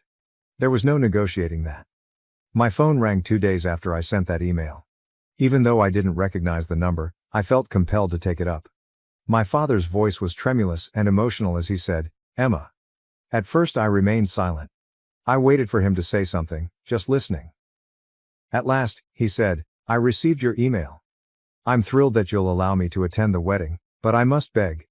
Will you not extend an invitation to Leah? My stomach turned over. I could see where this was headed. No, father, Leah is not invited? You understand why. The person on the other end of the line paused for a while. His breathing was audible as he deliberated over his next sentence. She's your sister, Emma. She is still family. Even though I know what she did was horrible. Since then, she has matured significantly. She wants to make amends and is remorseful for what she done. I could sense my old wrath building. Leah ruined my life, Dad. You and Margaret blindly believed her lies, and I lost everything as a result. She cannot simply attend my wedding and act as like nothing is wrong. I get that, he responded in a beseeching tone. However, this is an opportunity for us to reunite and begin our family's healing process. If Leah isn't at your wedding, I can't attend. It wouldn't be appropriate. I went cold, a command. On my wedding day, he was threatening to not attend unless I included the guy who destroyed my life. Are you serious at this moment? My voice was thick with incredulity as I asked. Emma, I'm not kidding. I can't abandon Leah, even though I want to be there for you because I love you. She is also my daughter. I had the feeling that I would get sick. Are you really going to pick her over me once more? My voice quivered with anger as I asked. You're still supporting her in spite of everything that's happened? It's not about sides, he shouted frantically. It has to do with family. We must unite. No, I responded in a hard, icy tone. We wanted you to be there for me when I needed you. You didn't. And now you're attempting to spoil my happiness once more. Please don't do this, Emma, he pleaded. This can be fixed. No, we can't, Dad. My hand trembled as I hung up. My eyes were watering, but I fought the need to cry. I refused to let him, Leah, or anybody else ruin this day. To get here, I had had to fight too hard. It was bittersweet in the months before the wedding. On the one hand, I was getting married to my soulmate. My father, on the other hand, would not be present. Even though I stuck by my decision, it still stung. I secretly hoped that he would pick me, that he would see how much suffering he had caused by supporting Leah all those years ago. However, he didn't. He was unable to. I made an effort to concentrate on the positive aspects, such as selecting the ideal outfit, deciding on the food, and selecting flowers with my maid of honor, Rachel. Throughout it all, Noah was encouraging and never pushed me to bring Leah or my father. He saw that this wedding was not about the shattered remnants of my past, but rather about us and our future. Nevertheless, I couldn't help but feel the weight of my family's absence as the day drew near. My mom lived across the country, and we were no longer close, so I knew she couldn't make it. Although I didn't hold it against her, her attempt to maintain her objectivity during the whole situation with Leah caused a gulf between us that we were never able to fully close. Rachel threw me a tiny bachelorette party the night before the wedding. Just some nice laughter, lots of wine and a few close friends. I was able to put everything else aside and simply have fun for a few hours. However, once the party ended and my friends departed, I was left sitting by myself in my apartment, gazing at my own wedding invitation. Even though I knew my father wouldn't show up, I had mailed him one. A part of me wanted to tear it up, to completely remove him from my life. However, another part of me, possibly the one that still missed the family I lost, was unable to do it. When the wedding day finally came, it was just as I had imagined. As Noah and I stood at the altar with our selected family and friends, the sun shone and the air was warm, and I felt at ease. My decision had been the right one. My dad wasn't present. Leah wasn't either. And I wasn't burdened by their absence for the first time. They weren't necessary for me to prove that I was happy and that I had moved on. It was sufficient that I had discovered my own happiness and my own family. I experienced a sense of closure as Noah and I exchanged vows, not the type that comes from reconciliation or forgiveness, but rather from making your own decisions and accepting that some scars cannot be healed. I felt liberated as we danced beneath the stars following the wedding. I had allowed the hurt of my family's betrayal to define me for a very long time, but now that I was standing next to Noah, I realized that my past did not dictate my future. Nothing, not Leah, not my father, not anyone, could take away the love and trust I had forged in my new existence. I felt whole for the first time in years. The day of the wedding had been ideal. I felt at peace for the first time in years as Noah and I stood at the altar. It was the start of a new chapter in my life, one free from the heartache, deceit, and betrayals of the past. For the first time, I gave myself permission to think that I could create a life without my family's shadow. However, reality struck in as Noah and I returned from our brief honeymoon in the days after the wedding. I felt burdened by my choice to sever my relationship with Margaret, Leah, and my father. They hadn't offered an apology or a last-minute request for pardon. By refusing to invite Leah and refusing to back down when my father gave me his ultimatum, I had made it plain that I was done.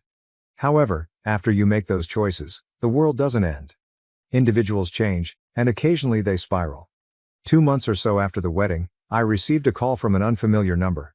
My blood raced cold when I heard the message after I had left it on voicemail. "This is Margaret, Emma, please give me a call back. It's Leah. She's in the medical facility. She attempted self-harm. Emma, please, we need you." I went cold. Leah had attempted suicide. I felt sick to my stomach for a moment.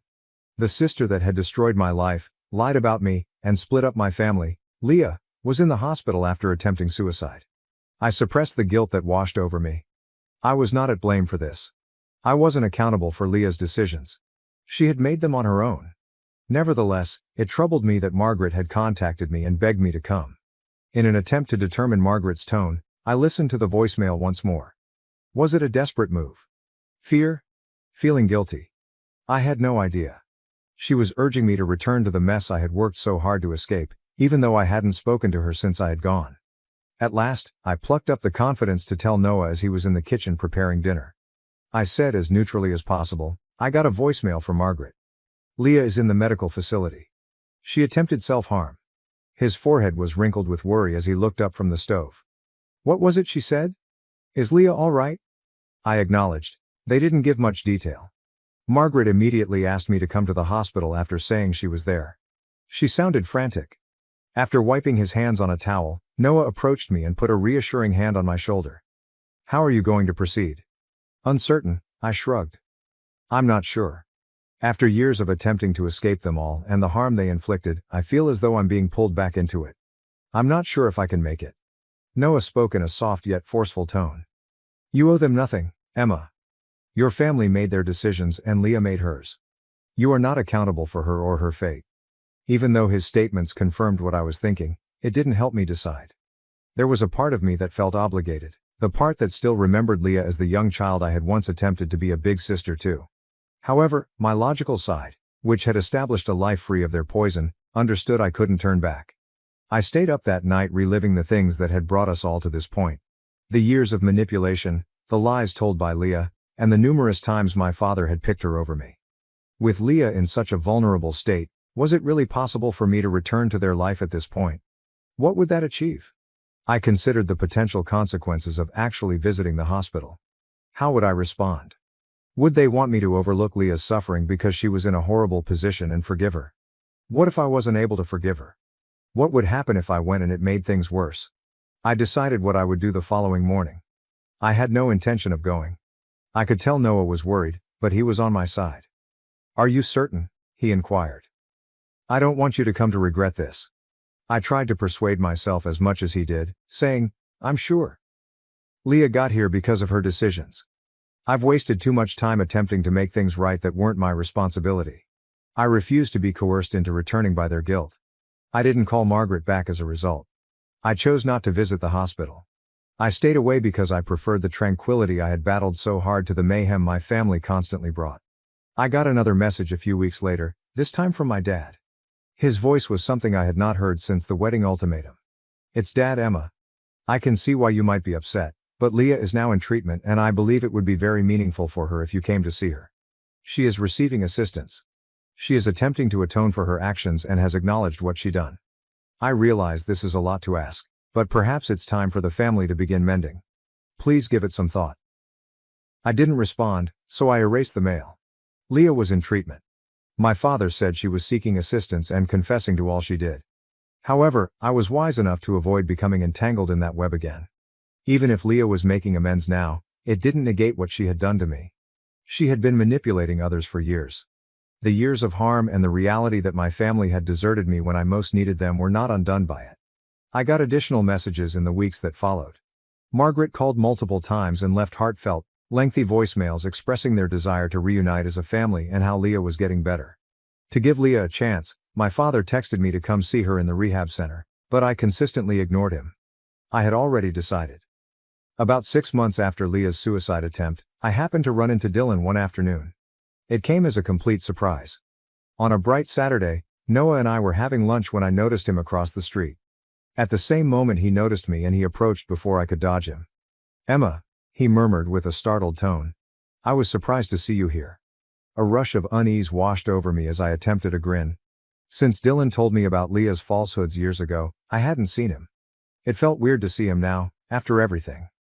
"Yeah, just out with Noah," I said, nodding to my husband, who was observing us from the cafe table with interest. After a little pause, Dylan resumed his conversation. "I'm not trying to bother you, but have you heard anything about Leah?" I tensed up. "Enough has been said," he went on, disregarding the icy tone in my voice. "She's in rehab. Emma, she's making a sincere effort. She has now acknowledged everything, even though I know she damaged you. Perhaps she is resolving her problems." I interjected, my voice hard. "Dylan, stop. I'm glad she's receiving assistance, but it doesn't make a difference in my opinion. I've moved on." Dylan's eyes were a mix of grief and pity as he gazed at me. "I truly understand. However, Emma, individuals can change. Perhaps Leah is attempting to make amends." I became impatient and yelled, "I don't need her amends. I have no obligation to her. Her falsehoods caused me to suffer for years. Because she feels bad, I won't allow her back into my life at this time." Dylan let out a sigh, obviously understanding that he couldn't make me change my decision. "All right, I simply felt you ought to be aware." I wanted the talk to stop, so I nodded. "I appreciate you telling me."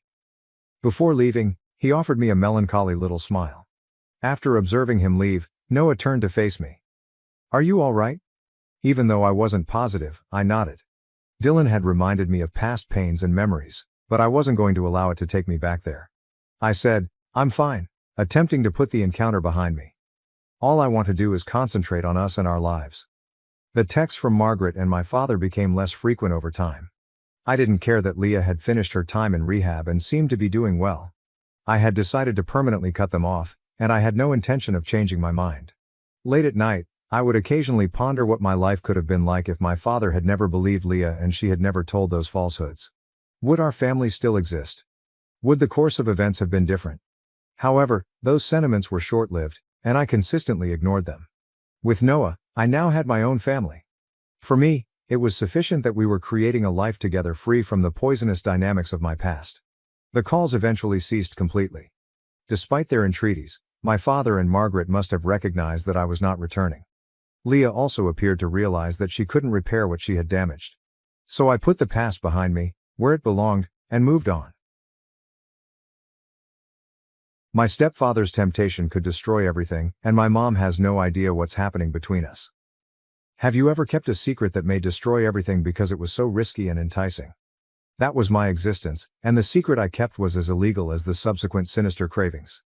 This is my story, and my name is Isabel. Something inside of me changed the night following my 18th birthday, and now that I'm 19, it all began. This is not what I asked for. Victor wasn't someone I asked for. But here I am, speaking the truth to you. I need to get it off my chest, even if I'm not proud of it.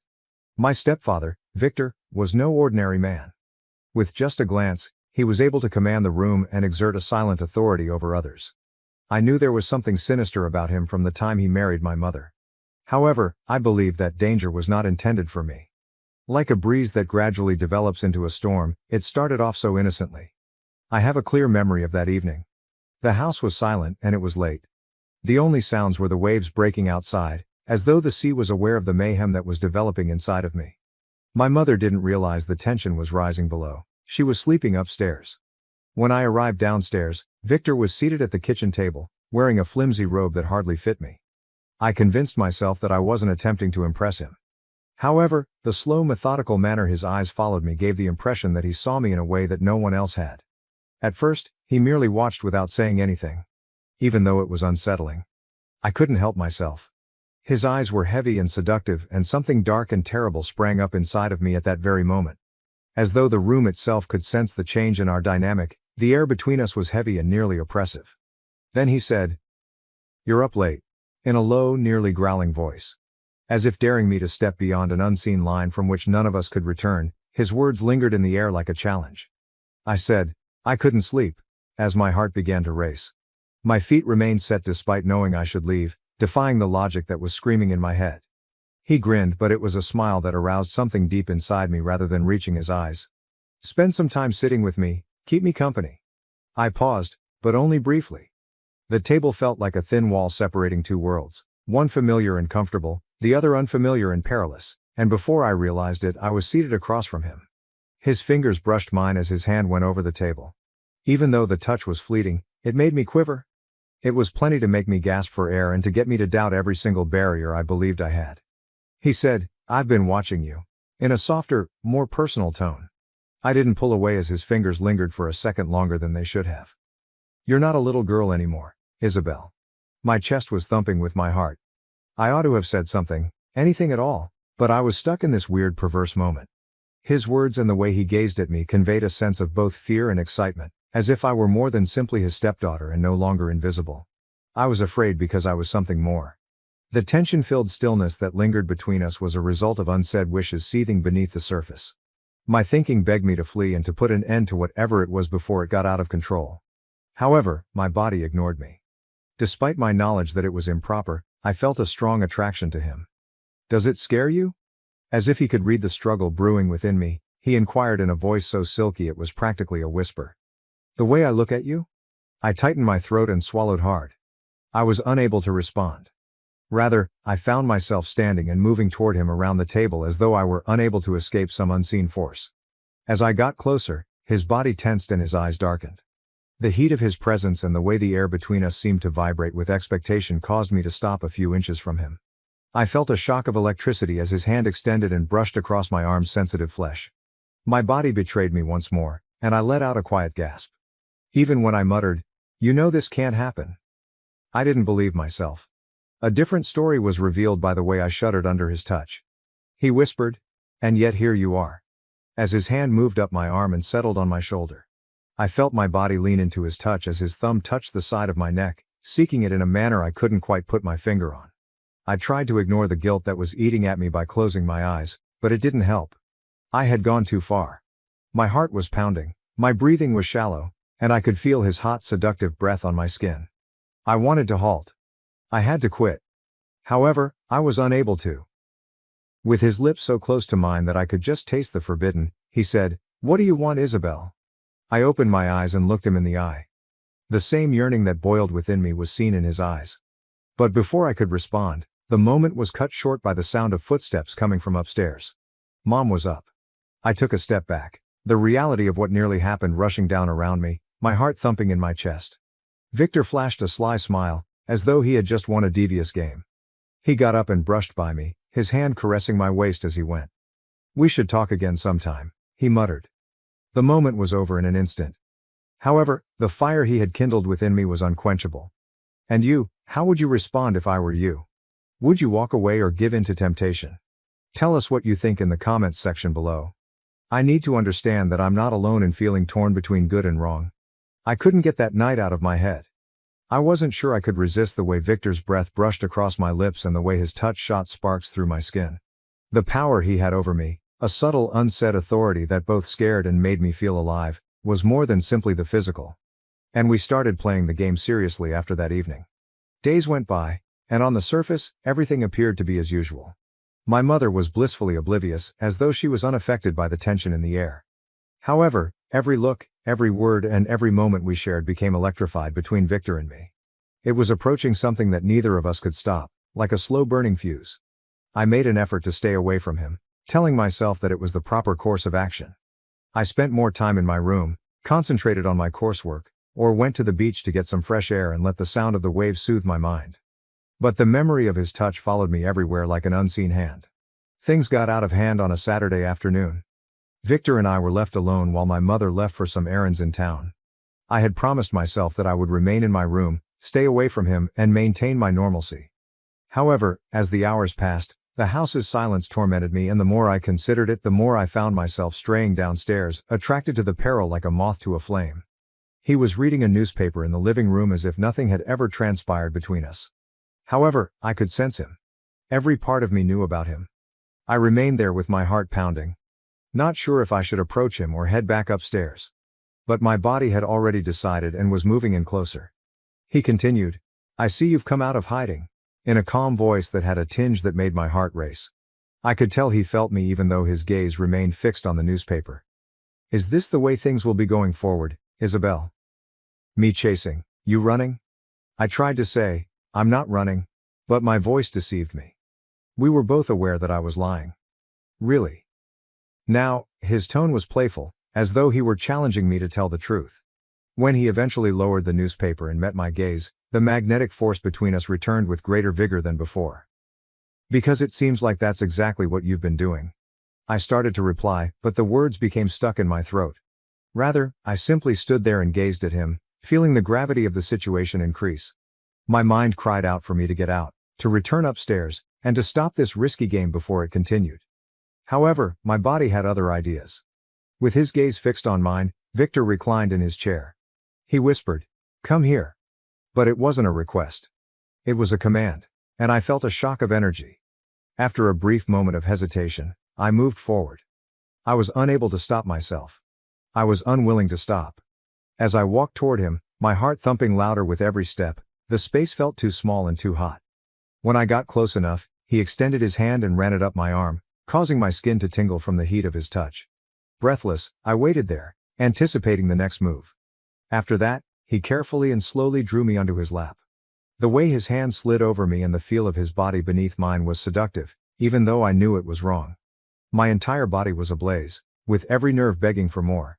Even so, a tiny voice in the back of my mind kept reminding me of the repercussions and that my mother was only a few miles away and was totally unaware of the treachery taking place right in front of her.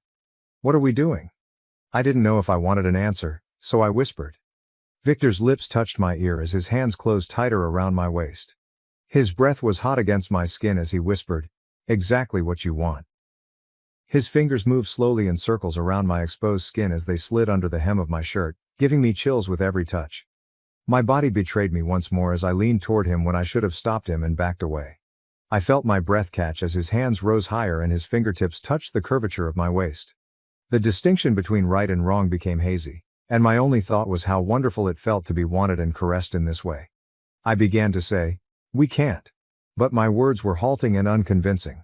Already I was leaning into him, wanting and needing more. He pressed his lips to my neck and said, "We already are," which caused my veins to boil up. My body shook with anticipation as I let out a faint gasp as his fingers crept lower, hinting at the border of the forbidden. But before anything further could happen, there was a knock on the door. The moment broke as we both froze. Panic was coursing through my veins as my heart raced. My mom couldn't have returned by now, could she? With a dark, menacing flicker in his eyes, Victor's hand slipped away from me. "Go," he urged softly. his tone calm yet forceful, as though nothing unusual had just occurred. Upstairs. Now. I refrained from arguing. With my legs shaking, I leaped from his lap and rushed back to my room, my thoughts racing. With my heart racing and the realization of what nearly transpired weighing heavily on me, I closed the door behind me. I tried to quiet the roaring tempest of emotions inside of me by pressing my back against the door and breathing heavily. There was still heat between us, simmering beneath the surface, waiting to burst at the next chance. How would you have responded? Remaining or walking away? I don't even know what I'm doing anymore, so please let me know in the comments. Even though I made an effort to suppress it, the guilt kept eating away at me. I kept thinking about Victor's hands on me and the fire between us whenever I was by myself. As if he knew precisely how to pull me apart, I would close my eyes and feel his breath on my neck and the way his fingers had moved over my flesh. I felt alive, even powerful, but that strength had a cost, and I wasn't prepared to pay it. My mother had no suspicions. Unaware of the chaos simmering beneath the surface, she continued to live her days with the same radiant smile. I saw that I was avoiding her more and more and stayed away from her whenever I could. I didn't want her to ask me questions I couldn't answer or see the shame in my eyes. I was too terrified to witness the extent of the harm that would be caused when the truth ultimately exploded because it was a ticking time bomb. The situation worsened once more on a Sunday afternoon. Victor and I were alone again since my mom had gone to see a friend across town. Since that day in the living room, the air between us had become more dense. Every interaction was a game we were both playing and neither of us had the guts to stop, a quiet challenge. I pretended to read while I sat on the back porch, but my gaze kept going to the open door behind me. I could feel him, the weight of his presence raising the hair on the back of my neck, and I knew he was inside. With him so near, I was unable to concentrate as my fingers fumbled with the pages. I knew it was him before I even turned when the door cracked open. He went outside, moving slowly and deliberately, as though he wanted me to have time to respond. With every stride he took toward me, my pulse quickened and my heart raced. "Isabel," he said in a quiet, nearly whispery voice, as though we were exchanging secrets. We were, in a sense. I swallowed hard and put the book down without giving him a glance. I was unable to. I knew I wouldn't be able to control myself if I did. He said, "We need to talk," as he approached and cast his shadow over me.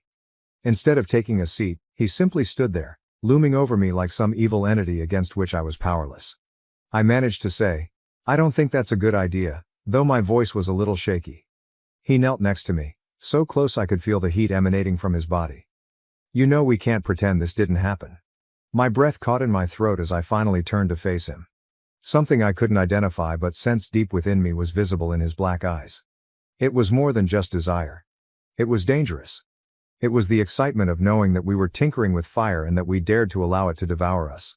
I said, "I'm not pretending." But I knew it was a lie as soon as I said it. Victor's fingertips touched my skin in a way that made me shiver as he reached out and brushed a lock of hair away from my face. "Don't you sense it? This is between us. It won't go away." I ought to have gotten up, left and put an end to this before things got out of hand.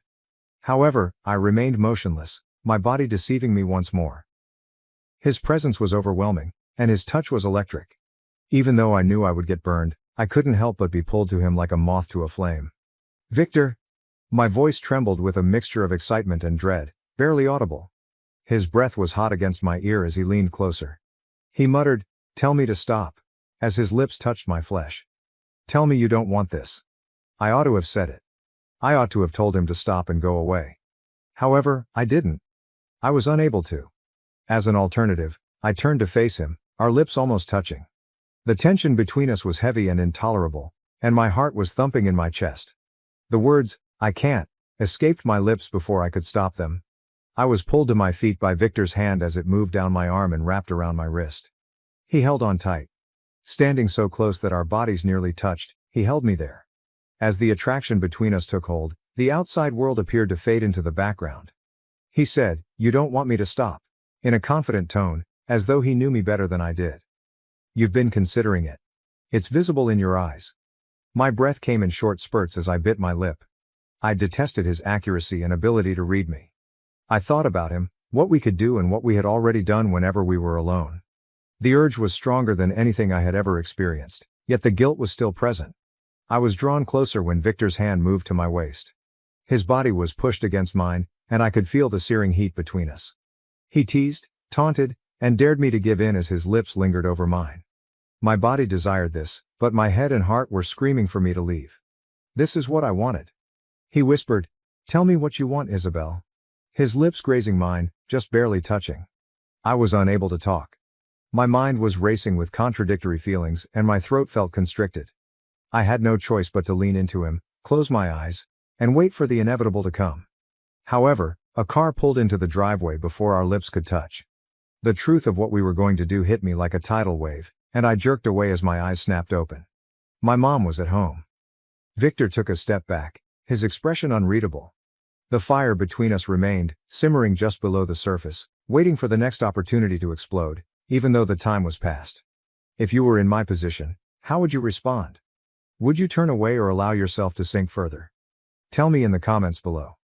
I must understand that I am not alone in this problem. Long after the moment was over, I could still feel the heat of his touch. The tension between us was intensifying and taking over every silent moment, every look and every word spoken in private. In an exciting and terrifying way, Victor had a way of making me feel needed and seen. And suddenly the distinction between good and wrong became increasingly hazy with every day that went by. Everything changed that night. Victor and I were alone once more after my mother left for the evening. I made an effort to persuade myself that everything would be all right and that I could live with him in the same home without developing the same risky habits. However, I felt in my heart that I was deceiving myself. I heard him behind me as I was idly tidying up in the kitchen after supper. I felt that familiar thrill of eagerness when I heard his footsteps. I knew it was him without even turning around. Unspoken anxiety thickened the air as it shifted. Victor said, "You're quiet tonight," in his usual smooth and low voice. He drew nearer until I could feel his body heat behind me. As I dried a plate, my hand shaking, I lied and said, "I'm just tired." Naturally, he didn't believe me. His eyes were on me, waiting, watching. He was always able to tell when I was lying and when I was attempting to hide. However, it never succeeded. Even when I tried to pull away, Victor had a way of drawing me back in. "You've been avoiding me," he murmured quietly, with a hint of wicked humor in his voice. "Why?" I took a deep breath and tried to concentrate on the task at hand. I murmured, "I haven't." But even I thought the words sounded weak. He whispered, "Isabel." And I felt a chill go through me when I heard my name. I could feel his breath on my neck now that he was so near. "Observe me." I paused, holding the towel in my hands tighter. My body was deceiving me once more, pulling me toward him despite my knowledge that it was wrong, despite my mind's cries for me to move away and put as much distance between us as possible. I turned to him slowly, my heart pounding in my chest.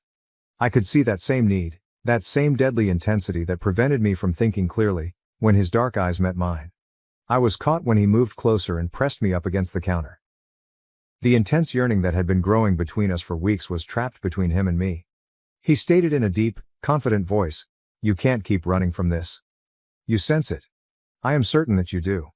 He reached out and gently but purposefully brushed his fingertips on my cheek, causing my breath to catch in my throat. I felt the heat rising in my body and my pulse speeding as the touch gave me a shock of electricity. I said, "We can't." But even I found the words to be weak and unconvincing. "And yet," he whispered, drawing me in closer as his hand moved down to rest on my waist. "We're here." I ought to have shoved him aside. I ought to have urged him to cease. However, I didn't. Rather, my body betrayed every logical notion I had, and I stood there. I felt the air between us get thicker and heavier as his hand crept lower, following the curvature of my waist, as though the room itself knew we were about to do something we couldn't undo. With guilt still gnawing at me, I muttered, "I don't want to hurt her." Yet my body still leaned toward his touch, yearning for it. Victor's voice was a sensual whisper as his lips touched my ear. "She is not involved in this. This concerns us." I felt the tightness coil inside of me tighten as I closed my eyes. His hands were all over me, soft yet firm, and I could feel myself slipping, sinking more into the pit we had made. Like a fire that threatened to devour all in its path, the heat between us was intolerable. With his lips grazing the side of my neck, he muttered, "Tell me to stop," sending chills down my spine. "Tell me you're not interested in this." However, I was unable to. My hands went to his chest, and as I felt the hard planes of his body against mine, I pushed him closer rather than pushing him away. My senses were overwhelmed by the warm, musky, delicious scent of him, which impairs judgment and prevents me from thinking about anything but him.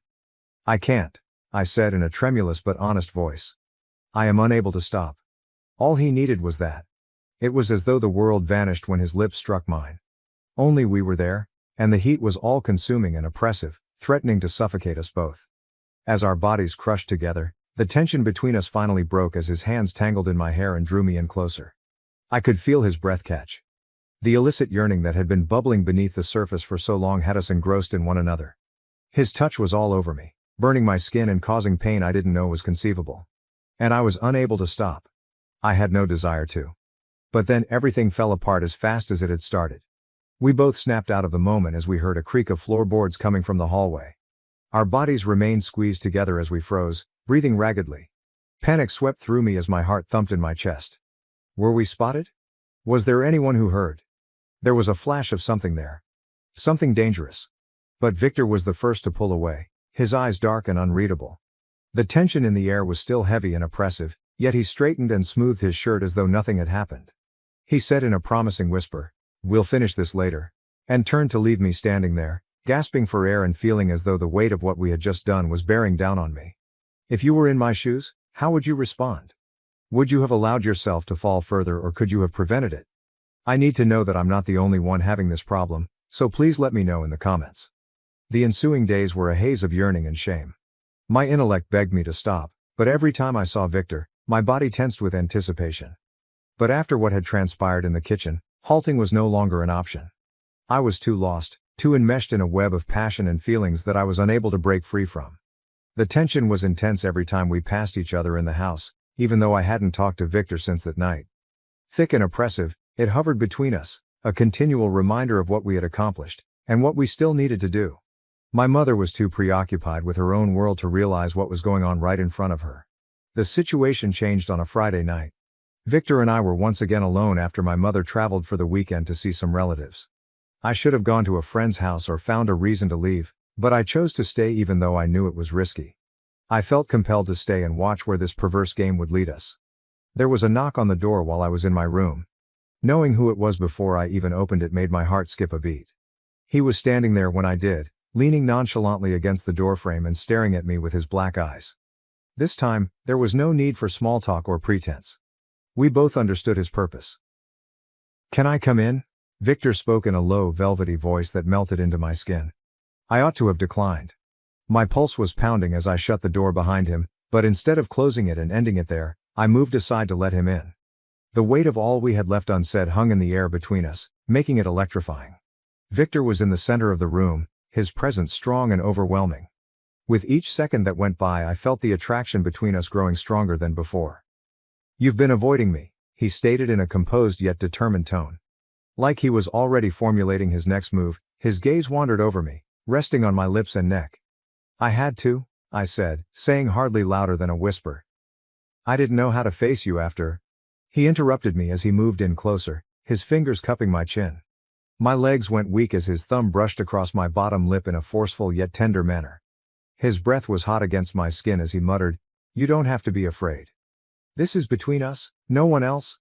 With his hands on me and him so near, I tried to slow my breathing by closing my eyes, but it was impossible. Every word and every touch was like fuel for an uncontrollable inferno.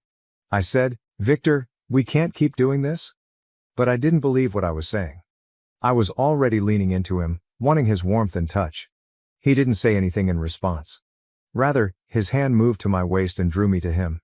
His lips touched my ear and I could feel his heartbeat, steady and powerful. With a low growl that chilled my spine, he whispered, "Tell me you don't want this." But I was unable to express it. Nor with my body reacting to him already. Nor with his hands on me. I put my hands on his chest and rather than pushing him away, I drew him in, needing him as much as I needed air. The world seemed to collapse when Victor's lips struck mine. As his hands moved over my body, burning my skin, there was only the heat between us and nothing else. I couldn't get enough of his claiming, possessive touch. I needed and desired more. With our bodies entangled in a tangle of limbs and longing, we staggered back toward the bed. He was touching every part of me, including my neck, waist and hips, as if he was attempting to commit every detail to memory. In the way he made me feel and the way he made everything else vanish, I was engrossed in it. However, the sound of a phone ringing broke the moment just when the tension was at its highest. Both of us froze, our bodies still pushed together, our breaths labored. My phone buzzed with an incoming call while it was resting on the nightstand. I felt sick to my stomach as I looked at the screen. My mom was the one. As though challenging me to respond, Victor's dark, menacing gaze locked with mine. "Don't," he said in a low, authoritative whisper.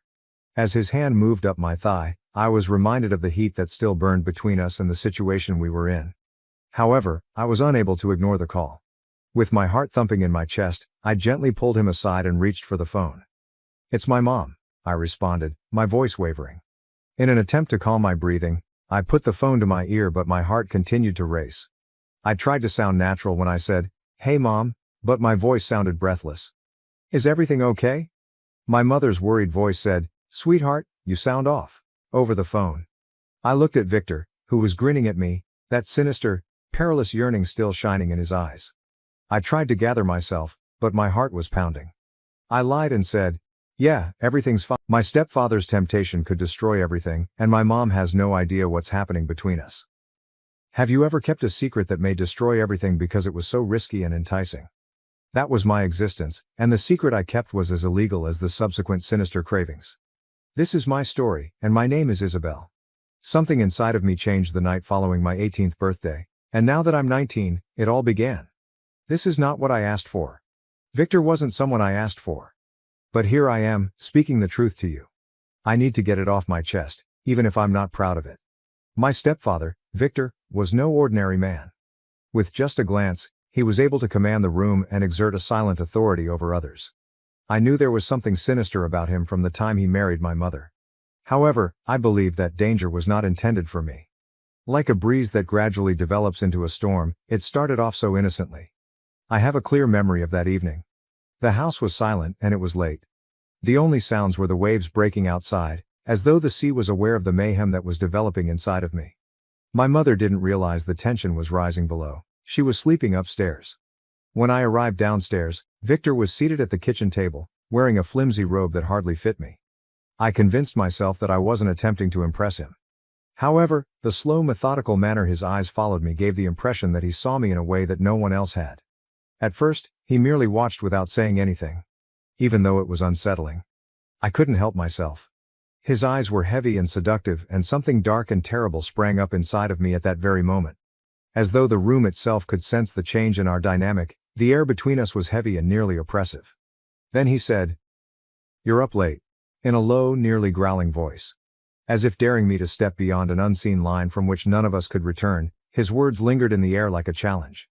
I said, "I couldn't sleep," as my heart began to race. My feet remained set despite knowing I should leave, defying the logic that was screaming in my head.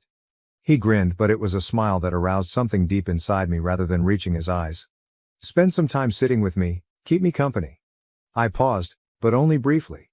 The table felt like a thin wall separating two worlds, one familiar and comfortable, the other unfamiliar and perilous, and before I realized it, I was seated across from him. His fingers brushed mine as his hand went over the table. Even though the touch was fleeting, it made me quiver. It was plenty to make me gasp for air and to get me to doubt every single barrier I believed I had. He said, "I've been watching you," in a softer, more personal tone. I didn't pull away as his fingers lingered for a second longer than they should have. "You're not a little girl anymore, Isabel." My chest was thumping with my heart. I ought to have said something, anything at all, but I was stuck in this weird, perverse moment.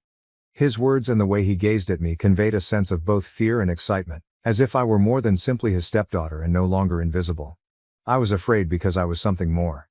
The tension-filled stillness that lingered between us was a result of unsaid wishes seething beneath the surface. My thinking begged me to flee and to put an end to whatever it was before it got out of control. However, my body ignored me. Despite my knowledge that it was improper, I felt a strong attraction to him. "Does it scare you?" As if he could read the struggle brewing within me, he inquired in a voice so silky it was practically a whisper. "The way I look at you?" I tightened my throat and swallowed hard. I was unable to respond. Rather, I found myself standing and moving toward him around the table as though I were unable to escape some unseen force. As I got closer, his body tensed and his eyes darkened. The heat of his presence and the way the air between us seemed to vibrate with expectation caused me to stop a few inches from him.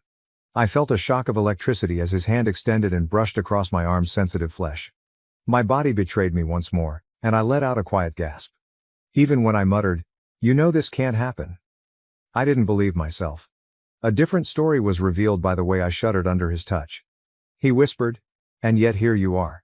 As his hand moved up my arm and settled on my shoulder, I felt my body lean into his touch as his thumb touched the side of my neck, seeking it in a manner I couldn't quite put my finger on. I tried to ignore the guilt that was eating at me by closing my eyes, but it didn't help. I had gone too far. My heart was pounding, my breathing was shallow, and I could feel his hot, seductive breath on my skin. I wanted to halt. I had to quit. However, I was unable to. With his lips so close to mine that I could just taste the forbidden, he said, "What do you want, Isabel?" I opened my eyes and looked him in the eye. The same yearning that boiled within me was seen in his eyes. But before I could respond, the moment was cut short by the sound of footsteps coming from upstairs. Mom was up. I took a step back, the reality of what nearly happened rushing down around me, my heart thumping in my chest. Victor flashed a sly smile, as though he had just won a devious game. He got up and brushed by me, his hand caressing my waist as he went.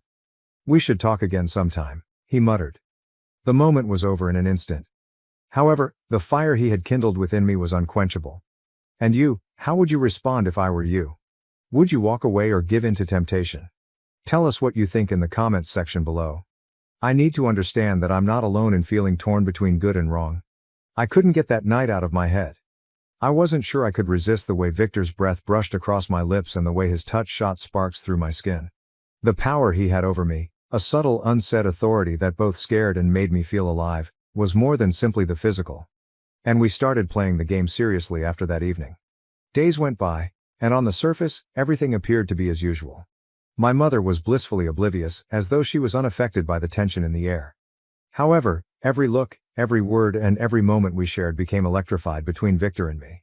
It was approaching something that neither of us could stop, like a slow-burning fuse. I made an effort to stay away from him, telling myself that it was the proper course of action. I spent more time in my room, concentrated on my coursework, or went to the beach to get some fresh air and let the sound of the waves soothe my mind. But the memory of his touch followed me everywhere like an unseen hand. Things got out of hand on a Saturday afternoon. Victor and I were left alone while my mother left for some errands in town. I had promised myself that I would remain in my room, stay away from him, and maintain my normalcy. However, as the hours passed, the house's silence tormented me, and the more I considered it, the more I found myself straying downstairs, attracted to the peril like a moth to a flame. He was reading a newspaper in the living room as if nothing had ever transpired between us. However, I could sense him. Every part of me knew about him. I remained there with my heart pounding, not sure if I should approach him or head back upstairs. But my body had already decided and was moving in closer.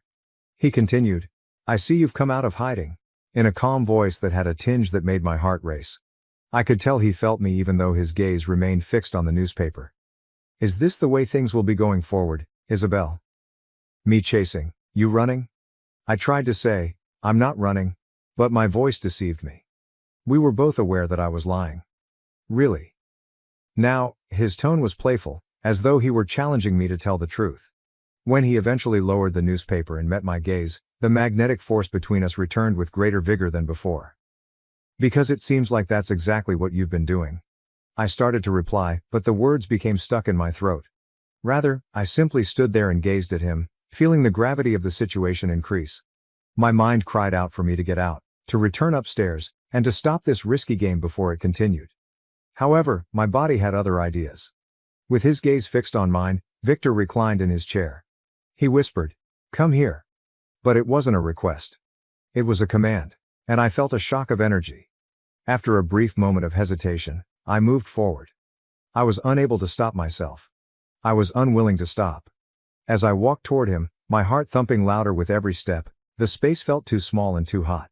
When I got close enough, he extended his hand and ran it up my arm, causing my skin to tingle from the heat of his touch. Breathless, I waited there, anticipating the next move. After that, he carefully and slowly drew me onto his lap. The way his hand slid over me and the feel of his body beneath mine was seductive, even though I knew it was wrong. My entire body was ablaze, with every nerve begging for more.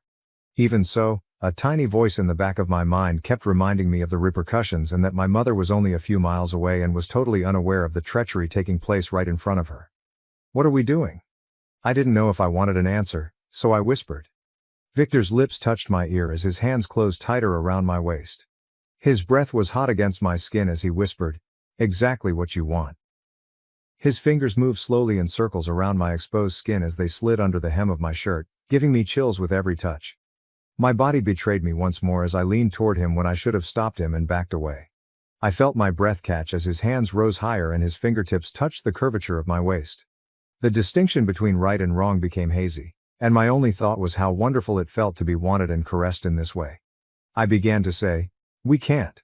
But my words were halting and unconvincing. Already I was leaning into him, wanting and needing more. He pressed his lips to my neck and said, "We already are," which caused my veins to boil up. My body shook with anticipation as I let out a faint gasp as his fingers crept lower, hinting at the border of the forbidden. But before anything further could happen, there was a knock on the door. The moment broke as we both froze. Panic was coursing through my veins as my heart raced. My mom couldn't have returned by now, could she? With a dark, menacing flicker in his eyes, Victor's hand slipped away from me. "Go," he urged softly. His tone calm yet forceful, as though nothing unusual had just occurred. "Upstairs. Now." I refrained from arguing. With my legs shaking, I leaped from his lap and rushed back to my room, my thoughts racing. With my heart racing and the realization of what nearly transpired weighing heavily on me, I closed the door behind me. I tried to quiet the roaring tempest of emotions inside of me by pressing my back against the door and breathing heavily. There was still heat between us, simmering beneath the surface, waiting to burst at the next chance. How would you have responded? Remaining or walking away? I don't even know what I'm doing anymore, so please let me know in the comments. Even though I made an effort to suppress it, the guilt kept eating away at me. I kept thinking about Victor's hands on me and the fire between us whenever I was by myself. As if he knew precisely how to pull me apart, I would close my eyes and feel his breath on my neck and the way his fingers had moved over my flesh. I felt alive, even powerful, but that strength had a cost, and I wasn't prepared to pay it. My mother had no suspicions. Unaware of the chaos simmering beneath the surface, she continued to live her days with the same radiant smile. I saw that I was avoiding her more and more and stayed away from her whenever I could. I didn't want her to ask me questions I couldn't answer or see the shame in my eyes. I was too terrified to witness the extent of the harm that would be caused when the truth ultimately exploded because it was a ticking time bomb. The situation worsened once more on a Sunday afternoon. Victor and I were alone again since my mom had gone to see a friend across town. Since that day in the living room, the air between us had become more dense. Every interaction was a game we were both playing and neither of us had the guts to stop, a quiet challenge. I pretended to read while I sat on the back porch, but my gaze kept going to the open door behind me.